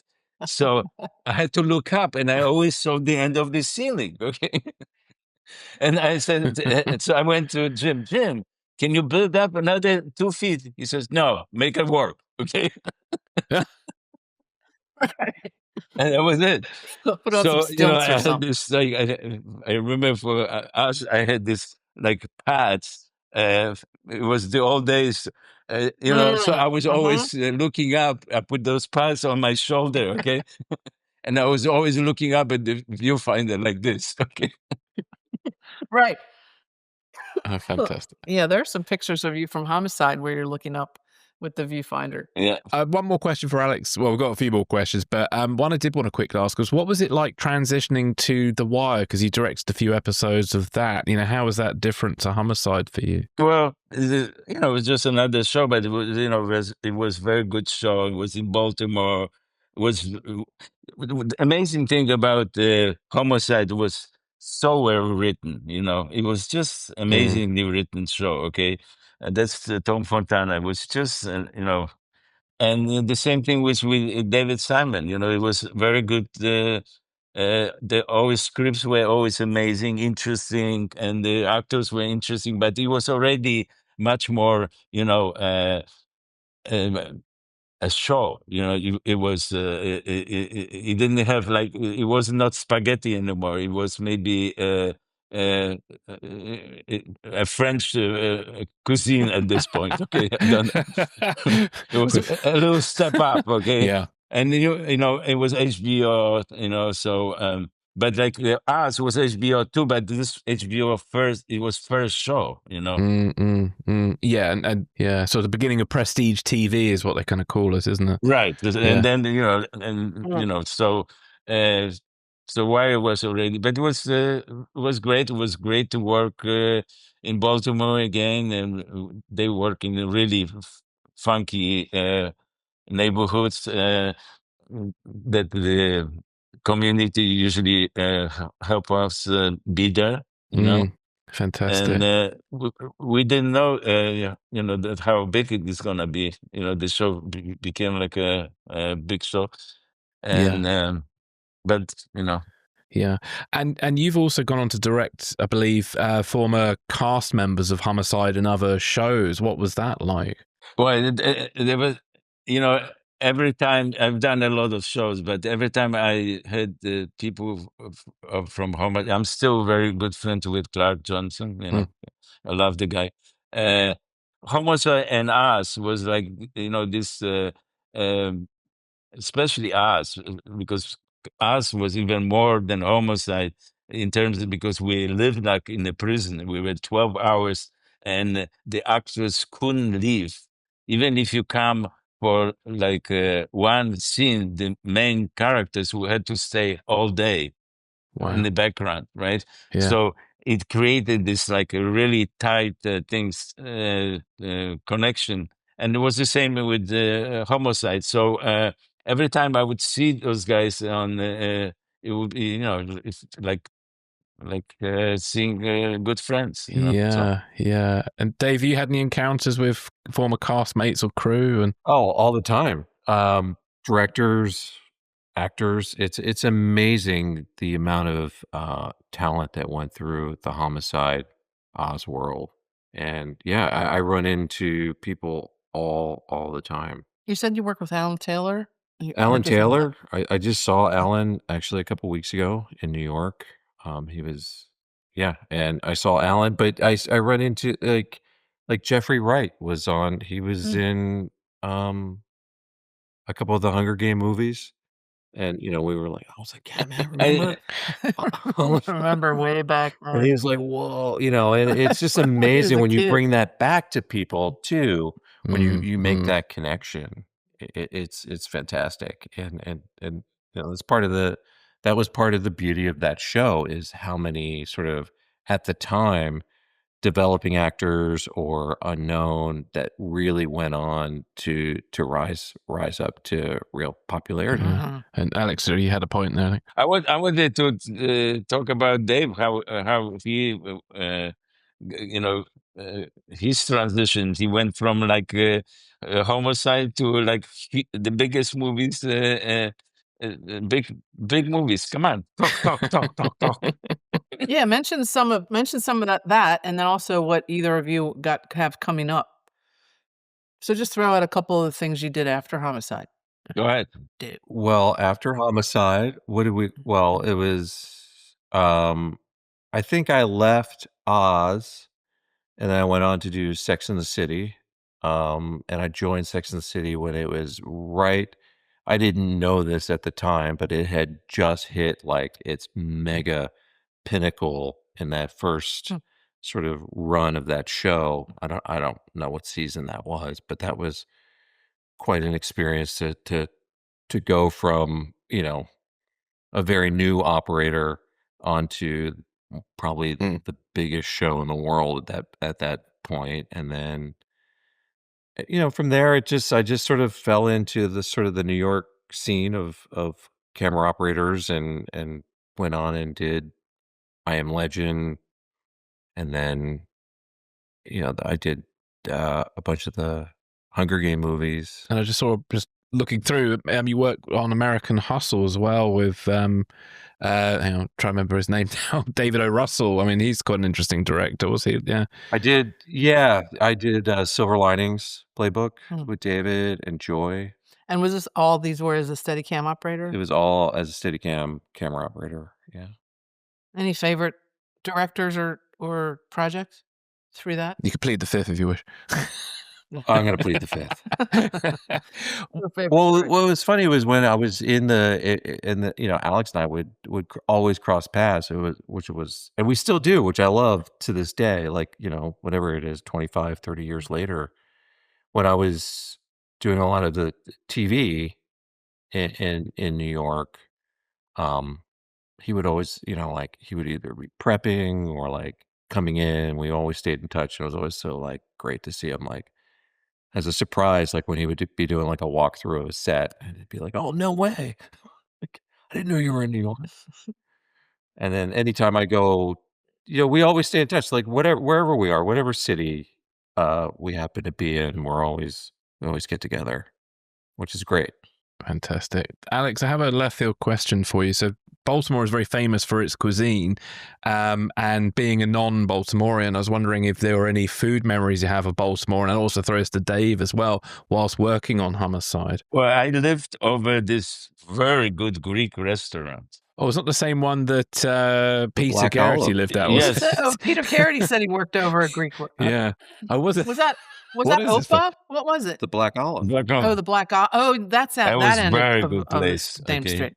And, I guess crap, but that's a lot of work. And That's what everybody says. uh, I think that's it probably. What do you say, Dave? Well, you were home. You lived there, right?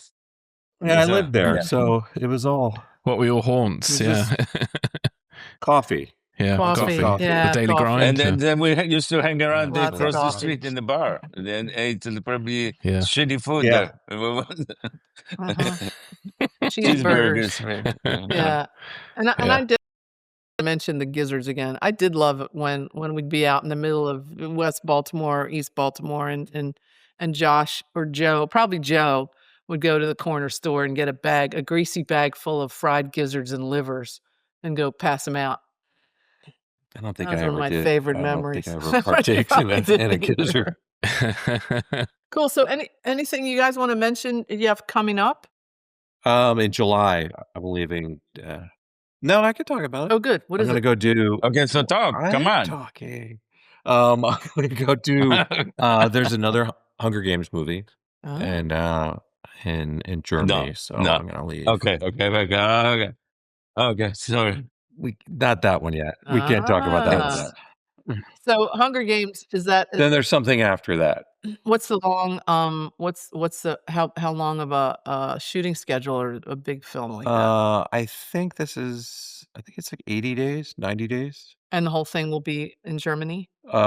Built sets and all that out in the Yeah, a lot of location work, and then mostly probably location work. I And don't this know. I is haven't seen the schedule yet. DP, not as an operator. Just as an operator, Oh, an operator. as Okay. the camera operator / Steadicam. Okay. Yeah. Yeah, but you're shooting the IMAX, right?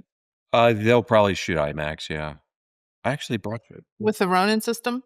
No, Nope. just I don't know what cameras they're going to use. Oh, How about They you, haven't Alex? decided yet. I don't know what I'm doing. What do you got going I'm on? not sure. You don't I know. might do very little. I might. Yeah, I'm ready to do that too. Me too. So You're too young to do that. The show holds up 30 years later. Why do you think it's still good? It doesn't feel dated when you watch it. Why do you think that is? When many shows from the 90s do feel dated. because it was about the people, it was the way it was written. It was about people. So people are people, okay, and unfortunately, because I think from what I remember, that Tom wanted to make it even more, like the everyday life of the detectives. But I think NBC didn't. So no, who would care about the private life, because this could have lived forever, because it's the writing was just amazing. It was a bunch of really talented writers, and Tom, he kept the discipline that I haven't seen in showrunner since. He made everybody. He's like amazing the way the guy writes. I don't know whether anybody talked about it, but he wakes up early in the morning at 5 o'clock in the morning every day, even if he was, I don't know whether he's still doing it. Okay, but he used to wake up 5 o'clock in the morning and write and sat in front of this empty page and write by hand. Okay, to Mhm. like 11 o'clock, and then did the rest of his life. And this guy used to party. I don't know whether he parties now, but he used to party at nights heavily, and then woke up no matter what at the 5 o'clock and did it every single day. And he made all the other writers most writers are super lazy, in terms of in terms of no, in terms of their Discipline. I'll agree with that. It's deadline. hard. It's hard. I don't blame them. It's just they always try to postpone, procrastinate. And he would have deadlines for every one of them, and they would they would always meet the deadline. Otherwise, you were out. So I think the reason why the show lives, it feels like it could happen today because it's about the people. I agree with that. Yeah, there were very grounded storylines. Stuff that's still happening when you read or watch the news. It's still the same struggles, the same issues that are still happening. And it's funny because it's the episodes that I've gone back and watched. It's the thing that really dates shows and TV shows especially is technology, and you don't just because that wasn't really part of what the storylines were. Like cell phones really always really date a show, and there was never. It was all about the interpersonal communication. I always thought with the actors and the characters. So they were never really like it wasn't a phone call show. Mm. So it just that's what makes it sort of almost timeless. Just the writing and like I said, just the storylines were just it's all still happening. Absolutely. And have you both seen the Peacock restoration? How they reran it and made it pretty. Yeah, but I would argue that they could have probably done a better 4K restoration of it. Knowing what, the technology that's available today, I think they could have cleaned it up a little bit more, but that's, again, how they did it or what they decided to. Yeah, it's interesting. The grain thing, I don't notice except for, well, maybe in the first season, but watching watching Fallen Heroes last night, there was a lot of noise in parts of it, and I wondered which is not the case in any of the other episodes. So I wonder what the problem was with that particular episode, which I thought was interesting. But yeah, anyway, have you seen the restoration, Alex? Any of it? Yeah, I just saw that yesterday, first time. So yeah, it looks pretty good. I thought it was pretty good. I was surprised that actually, my framing was a little off, but Well, they've changed it because it was 4:3 Yeah. and then 16:9. Because there's a couple of shots I noticed in Hostage that seemed a bit weird. Oh yeah, well, that's maybe weird.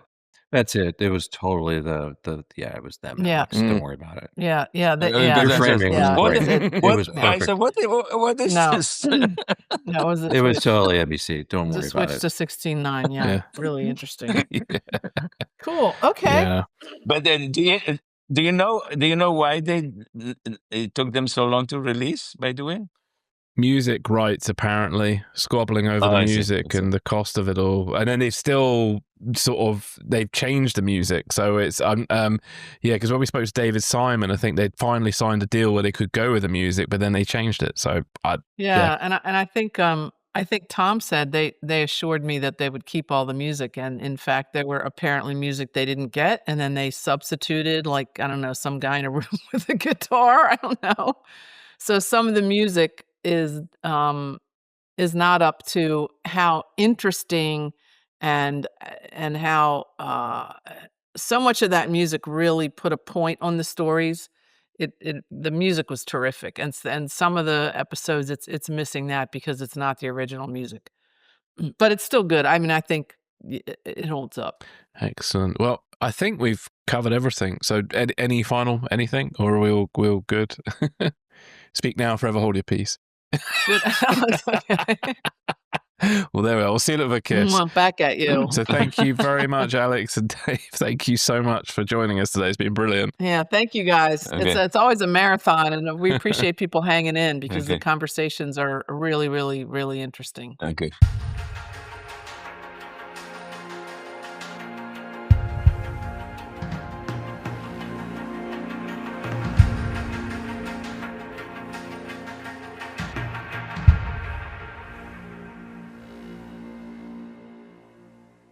So that was Alex and Dave, and I thought that was, for me, I thought that was a very interesting conversation. I really enjoyed our chat about the Ronin 4D, which maybe got a little bit nerdy in places, but hopefully most people understood what we were talking about there.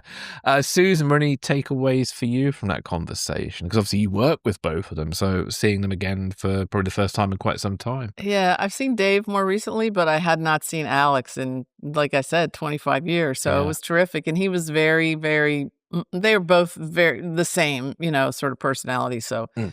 so that was really fun. And I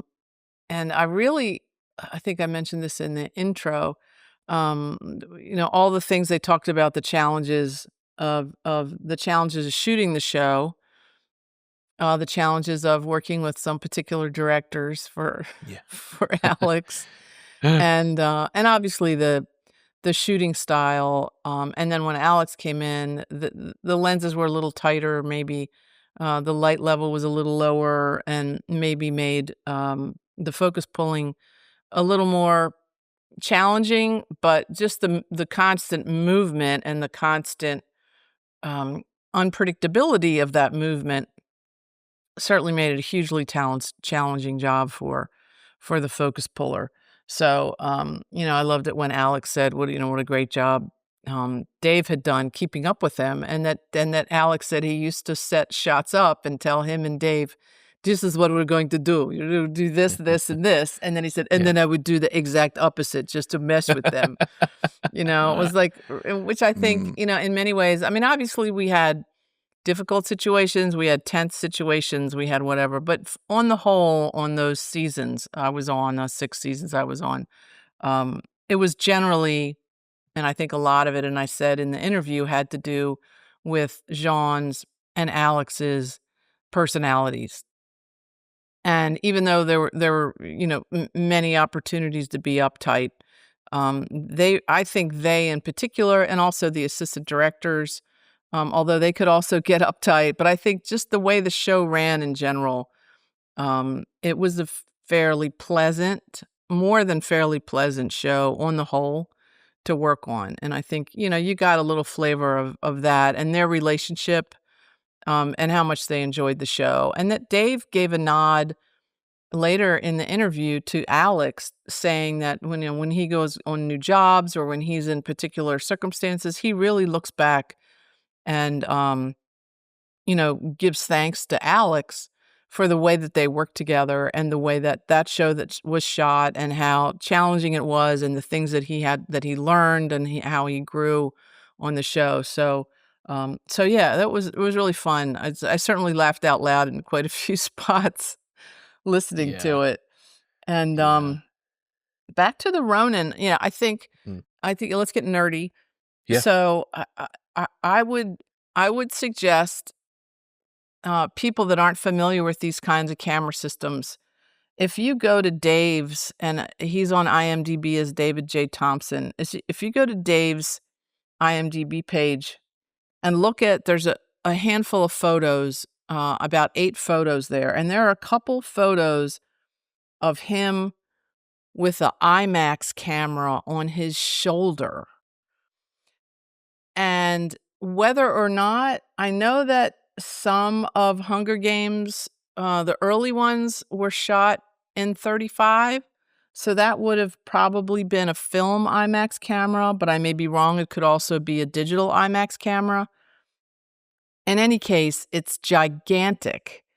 And then That's a film one. I'm looking at it now. That is a film one. It's like he has a giant box, a heavy box, just giant. It's interesting.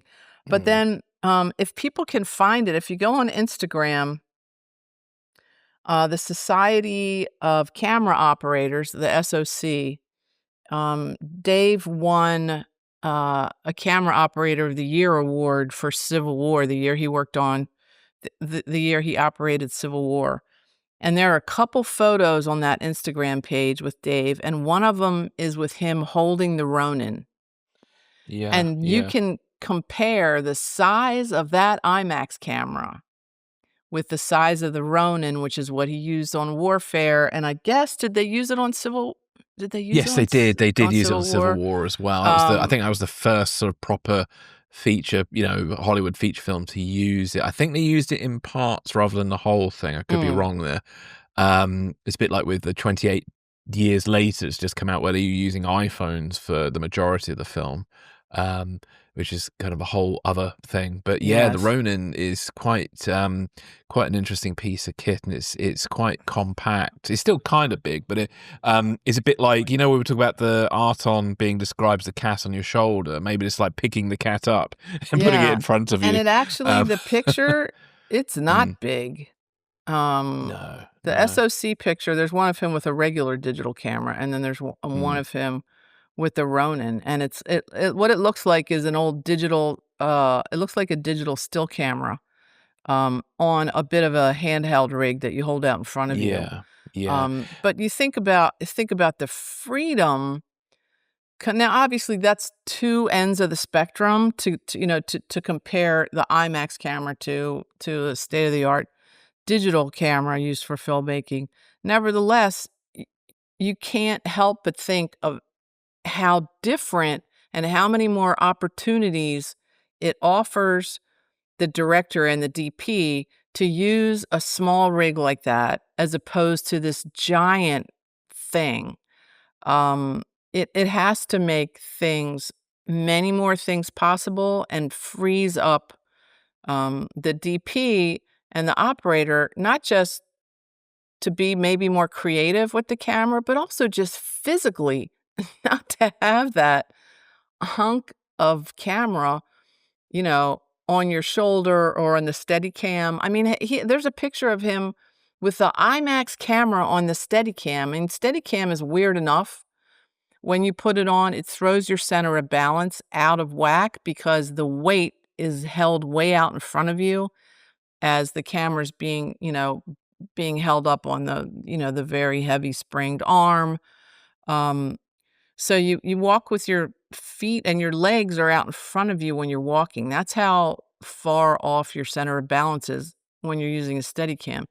So, I think that it's really interesting. And how cool would it be to revisit Homicide, even if it was a Homicide movie, and use that Ronin system? I think it would be the closest to the freedom that the Aton had. And Dave mentioned that a little bit in the discussion, how compact and simple a camera system the Aton was. Yeah, make a lot of sense. And for those who are interested in nerding out with it, if you go to DJI.com, you can look up the Ronin 4D, and there's some demonstration videos, and it shoots. So there's different models, but the top end model shoots in 8K, and there's some really great footage on the Ronin website where you can sort of see it in its full glory.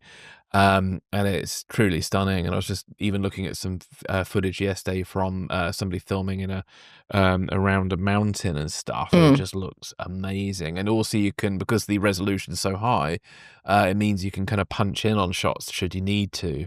So as the DP was saying, you can almost on the video I watched, you can almost get two angles out of the same shot. So it's a brilliant piece of kit. So but sort of going back with Homicide or stuff, I mean, it would fit the philosophy so well because of that kind of documentary approach that Homicide had that Alex had talked about.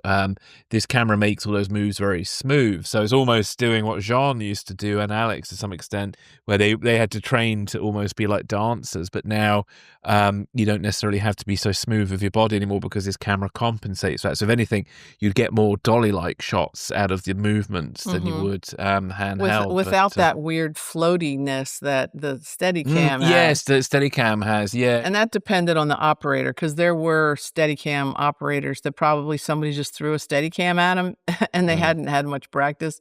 And then there were Steadicam operators that were like just absolutely steady themselves. They knew how to operate it and like run across a room and stop and have the image be absolutely stopped and absolutely still and perfectly framed. And then you watch some films where it's floating all over the place.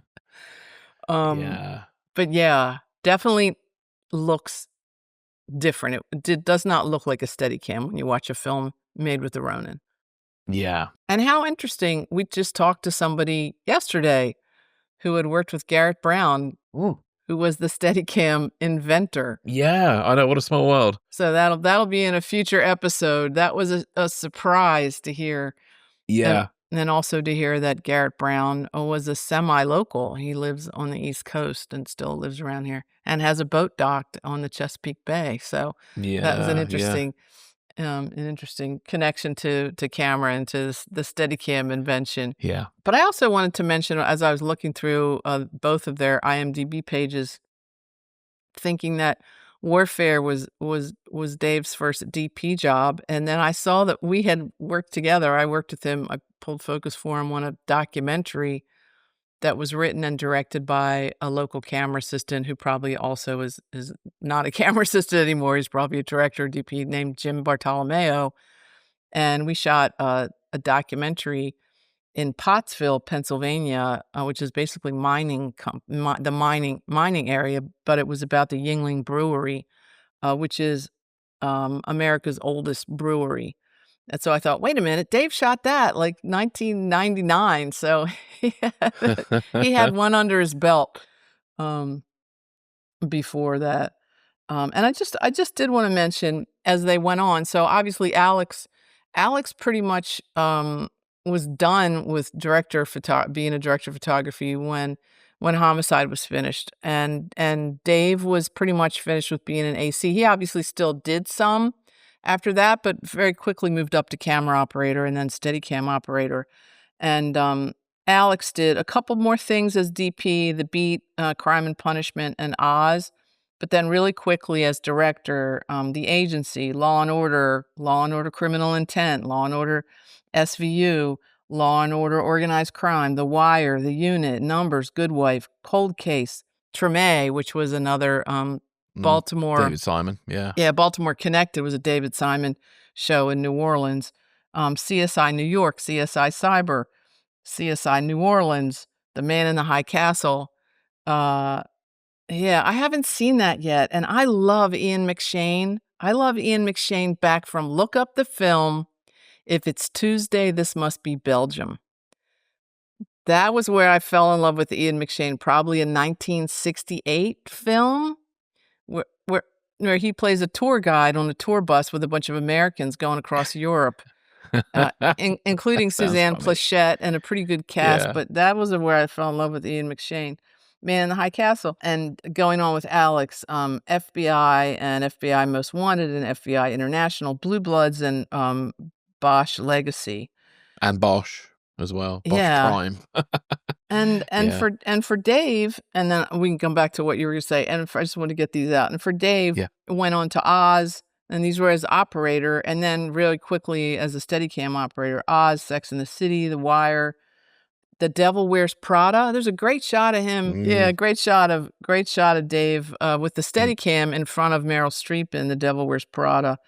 He also went in to do Legends, Kings, Silver Linings Playbook, Hunger Games, 4 of the Hunger Games movies, and he just did mention in this, he's going on to do another one this fall, American Hustle, Jungle Cruise, and then he hooked up with Alex Garland on Civil War, which he operated and won his Camera Operating Society of Camera Operators award for Civil War, and then as an operator, and then of course as DP on Warfare. And so he is going on to another Hunger Games movie, and then another secret project, which he's not allowed to talk about right now. Although I was going to text him and say, can we mention it now? Yeah. But it might not be, because I don't think that's going to be until next year. Yeah, fair enough. Oh, well, But anyway, we'll find out this yeah, time next year. really, really impressive resumes on Oh, yeah. IMDb. Take a look, everybody, and then go look at their at the films and television shows that they worked on. Yeah, indeed. No, they both have gone on to do amazing things and did amazing work on Homicide.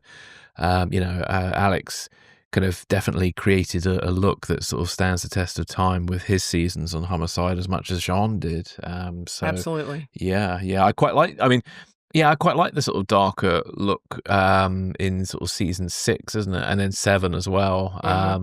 It's different, but it kind of it works. It works nicely. So Yeah, and yeah. interesting along those lines, the discussion that Dave talked about when we got the test roll of the new Oh yeah, the vision, 500. the Yeah, new high-speed vision stock from Kodak. yeah. I vaguely remember that, but I love the fact that it was like, they brought it down and unmarked, one of the first cans, if not the first can, 16 millimeter vision stock, which I would assume that Kodak thought we were going to do tests. And Alex is like, "No, slap it on there. We'll just shoot with it." So they shot the second unit stuff they were out running Yeah, around doing yeah. with this new stock. And I think I had not really been cognizant when I look at the way the show looks when Alex came on, in the squad room, a lot of it feels different because of that deep blue background that happened, and then also a little bit lower lighting, a little bit tighter lenses. But the idea that the vision stock, which we would use that particular, the one that they rated at 500 and Alex rated at 400, that's shooting in the interiors with it. Also, probably maybe those colors were a little more rich, and Dave talked about maybe the blacks either being blacker or having more detail in shadows, because the film was fairly forgiving and because Alex was underrating it a little bit, which gives you some latitude Yes. on pushing Yeah. it if you have to. Mm. But yeah, so I think of those 3 things definitely give it. I think it does have a richer, more colorful sort of feel.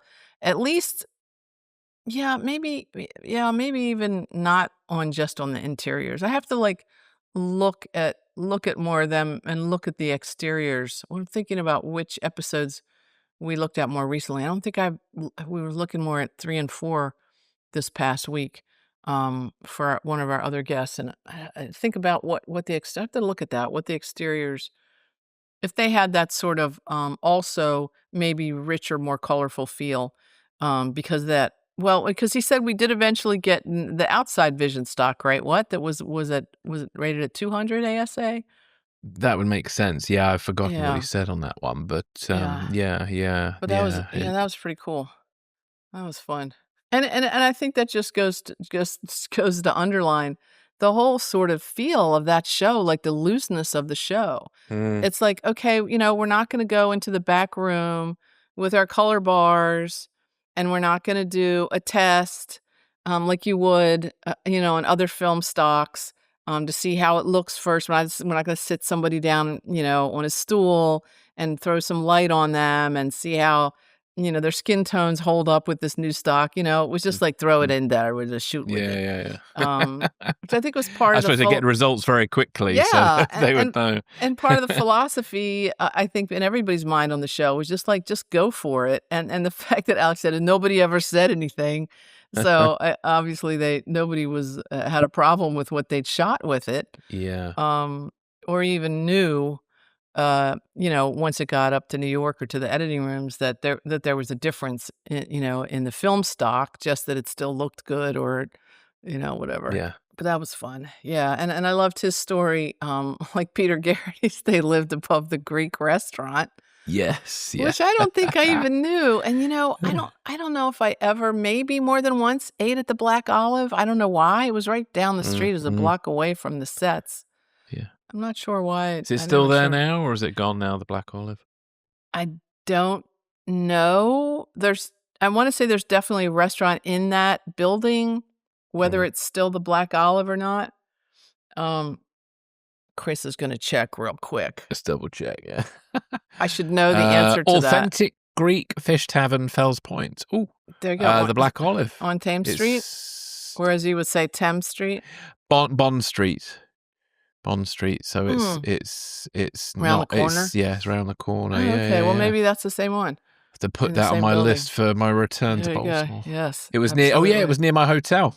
You go down Shakespeare Street, and then you get there. Yeah, cool. There But we yeah, go. and what did Dave say anything? I can't remember what Dave said about food. Do you know what? Oh, he didn't participate in the gizzards, or that's all he Right. said. No, yeah, and I he don't didn't. recall. Yeah, I think he yeah. then avoided the question, and then we Right, didn't clock right. it. Yeah. Yeah, but like, living here, he would already be all familiar with crabs and With the crab gizzards, cakes yeah. and all that stuff. Mm. But no, that was the main thing. The only other funny thing, well, not funny, but the only other interesting point was I didn't realize Alex was a sculptor before becoming a filmmaker, Oh, and he right, also had this sort yeah. of history with theatre through his mother, which was quite interesting. Yes, that's the part of the origin story I didn't Mm. talk about in the intro. Yeah, he was a sculptor and then apparently had friends that were shooting film and thought, "Wait a minute." And he was doing I think he said video installation sculptures. So Okay. and then found out that his friends that were shooting film were making more money shooting films than he was as an artist. But he gave a nod to his mom who was an actress, and he said her theater, and I wonder if he just meant where she was playing or if his mom actually had a theater, Okay, yeah. wherever that was. And that's a good question. Was he where where did he grow up? Did he grow up partially in Poland? Like you mentioned, he sounded sort of French too. Yes, he sounded It's like to me possible when I was because listening there to are this, when I was certainly editing. people immigrating to Yeah. different, European areas to get away from the oppression in Oh yeah, Eastern totally. Europe. So Yeah, we'd have yeah. to ask him about that. Alex remarkably sounds like Jean Reno when I was editing this yesterday from Ronin. So I was like, and he looks a bit like him too, actually, from the video footage. So maybe Alex and Jean should do a movie together. Jean Reno. Yeah. That'd be quite funny. And then for his first iconic encounter with the production office to walk in when he's Yeah. just been thrown this job from Jean, will you come down and fill in for me really quick? And I do remember when Jean's dad was ill and Jean had to run out. I didn't realize that Alex had no idea, had no background on the show or really no instruction or anything from Jean. But to walk into the production office and there's Finnerty holding the gun on on, on Jim Yashimura, the one of the writers, which I think that happened multiple times. That wasn't the only time that happened, and threatening him and telling him to go write something, which sort of became a joke. But it's Yeah. kind of it's kind of concerning to hear those stories Well, now. considering with the we haven't aired this one yet, but the interview of Daniel Baldwin involving that Yes, gun. yeah, sounds that a one bit was not dramatic. funny. That many No. of these are funny, and I think we need to remember Jim Finnerty was great and kept the production going and all that. But also you didn't want to get on his bad side, his wrong side, and you didn't want to be on that whatever that side that happened with him was. But then the discussion on, and I wish we could figure this out, the discussion on which episode Alex came in on, and that they were both thinking it was the Last of the Watermen episode. Yeah. And I think you may be right, Chris. Not so much that IMDb is wrong, but if Jean left in the middle of that episode and Alex came and took over, that's why there was no credit for Alex in that episode. So, but Yeah. I think they both had fairly strong memories of being being on the water for that episode. So maybe he came in at the end or in the middle of the episode. Yeah. I wish I could remember, and whether or not I have any photos from that location. That was a great location. I used to go to that restaurant a lot with my mom, and every time I went there, I thought about us, having shot Yeah. there next to Yeah. the buildings there. And then, of course, Dave's origin story, just Well, starting you here. inspired him. Yeah. Yeah, I mean, was working. He said I was teaching. I wasn't teaching at Villa Julia. I was. What do you want to call it? The Guest lecturing or No, Yeah. they had brought in what was called the Amiga toaster, which was a What's computer. that? It was a com- it was a, Oh, it was okay. a computer system to do Yeah. computer graphics with. Got you. video production. So I was Mm. teaching the kids how to use the video toaster because I also worked with the guy that was selling them at Maryland Video, John Lyons. And they had two film instructors there, John Lyons and Lloyd Coleman, who I went to college with. So there was a connection there. When the toaster came out, John asked if I wanted to come in and teach the students how to use it at Villa Julie. So I ended up working over there, and that's where I met Dave and Tia. And Tia actually ended up being a PA, a production assistant on some of the Homicide episodes. But yeah, then Dave ended up working as a camera PA around here, and we worked together on a couple of films. His early stuff, Gettysburg and Lonesome Dove, as he was learning the trade. Um, but yeah, I definitely had a part of his in his origin story, which I sort of forgot when I said, "So, Dave, how did you Mm. get into business?" Like, well, you helped me get Yeah. into business. But also thinking back of how busy Baltimore was busy, and the Baltimore environs and Philly were very busy with film production. How lucky we were when I came out. Well, I went to LA, but when everybody I went to film school with at UMBC came out in the early 80s, there was stuff popping here. Now, I worked out there for 8 years, but everybody I worked with, I went to school with at UMBC were here working. So when they came out of Villa Julie in the early 90s, late 80s, early 90s, there was stuff here to do. And I think there's Yeah. way less film production happening here, and a lot of the Homicide crew have moved on.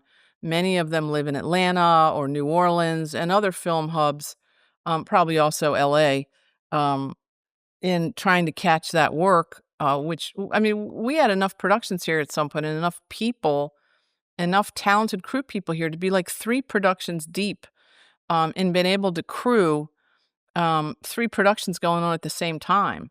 So, because we did overlap with John's films, and I think I incorrectly said I left Homicide to do 2 John's films. I did one of John's film, John Waters' film, before Homicide, and then one during Homicide. So Homicide's shooting, big crew, and then at the same time, one of John's films is shooting with a big crew.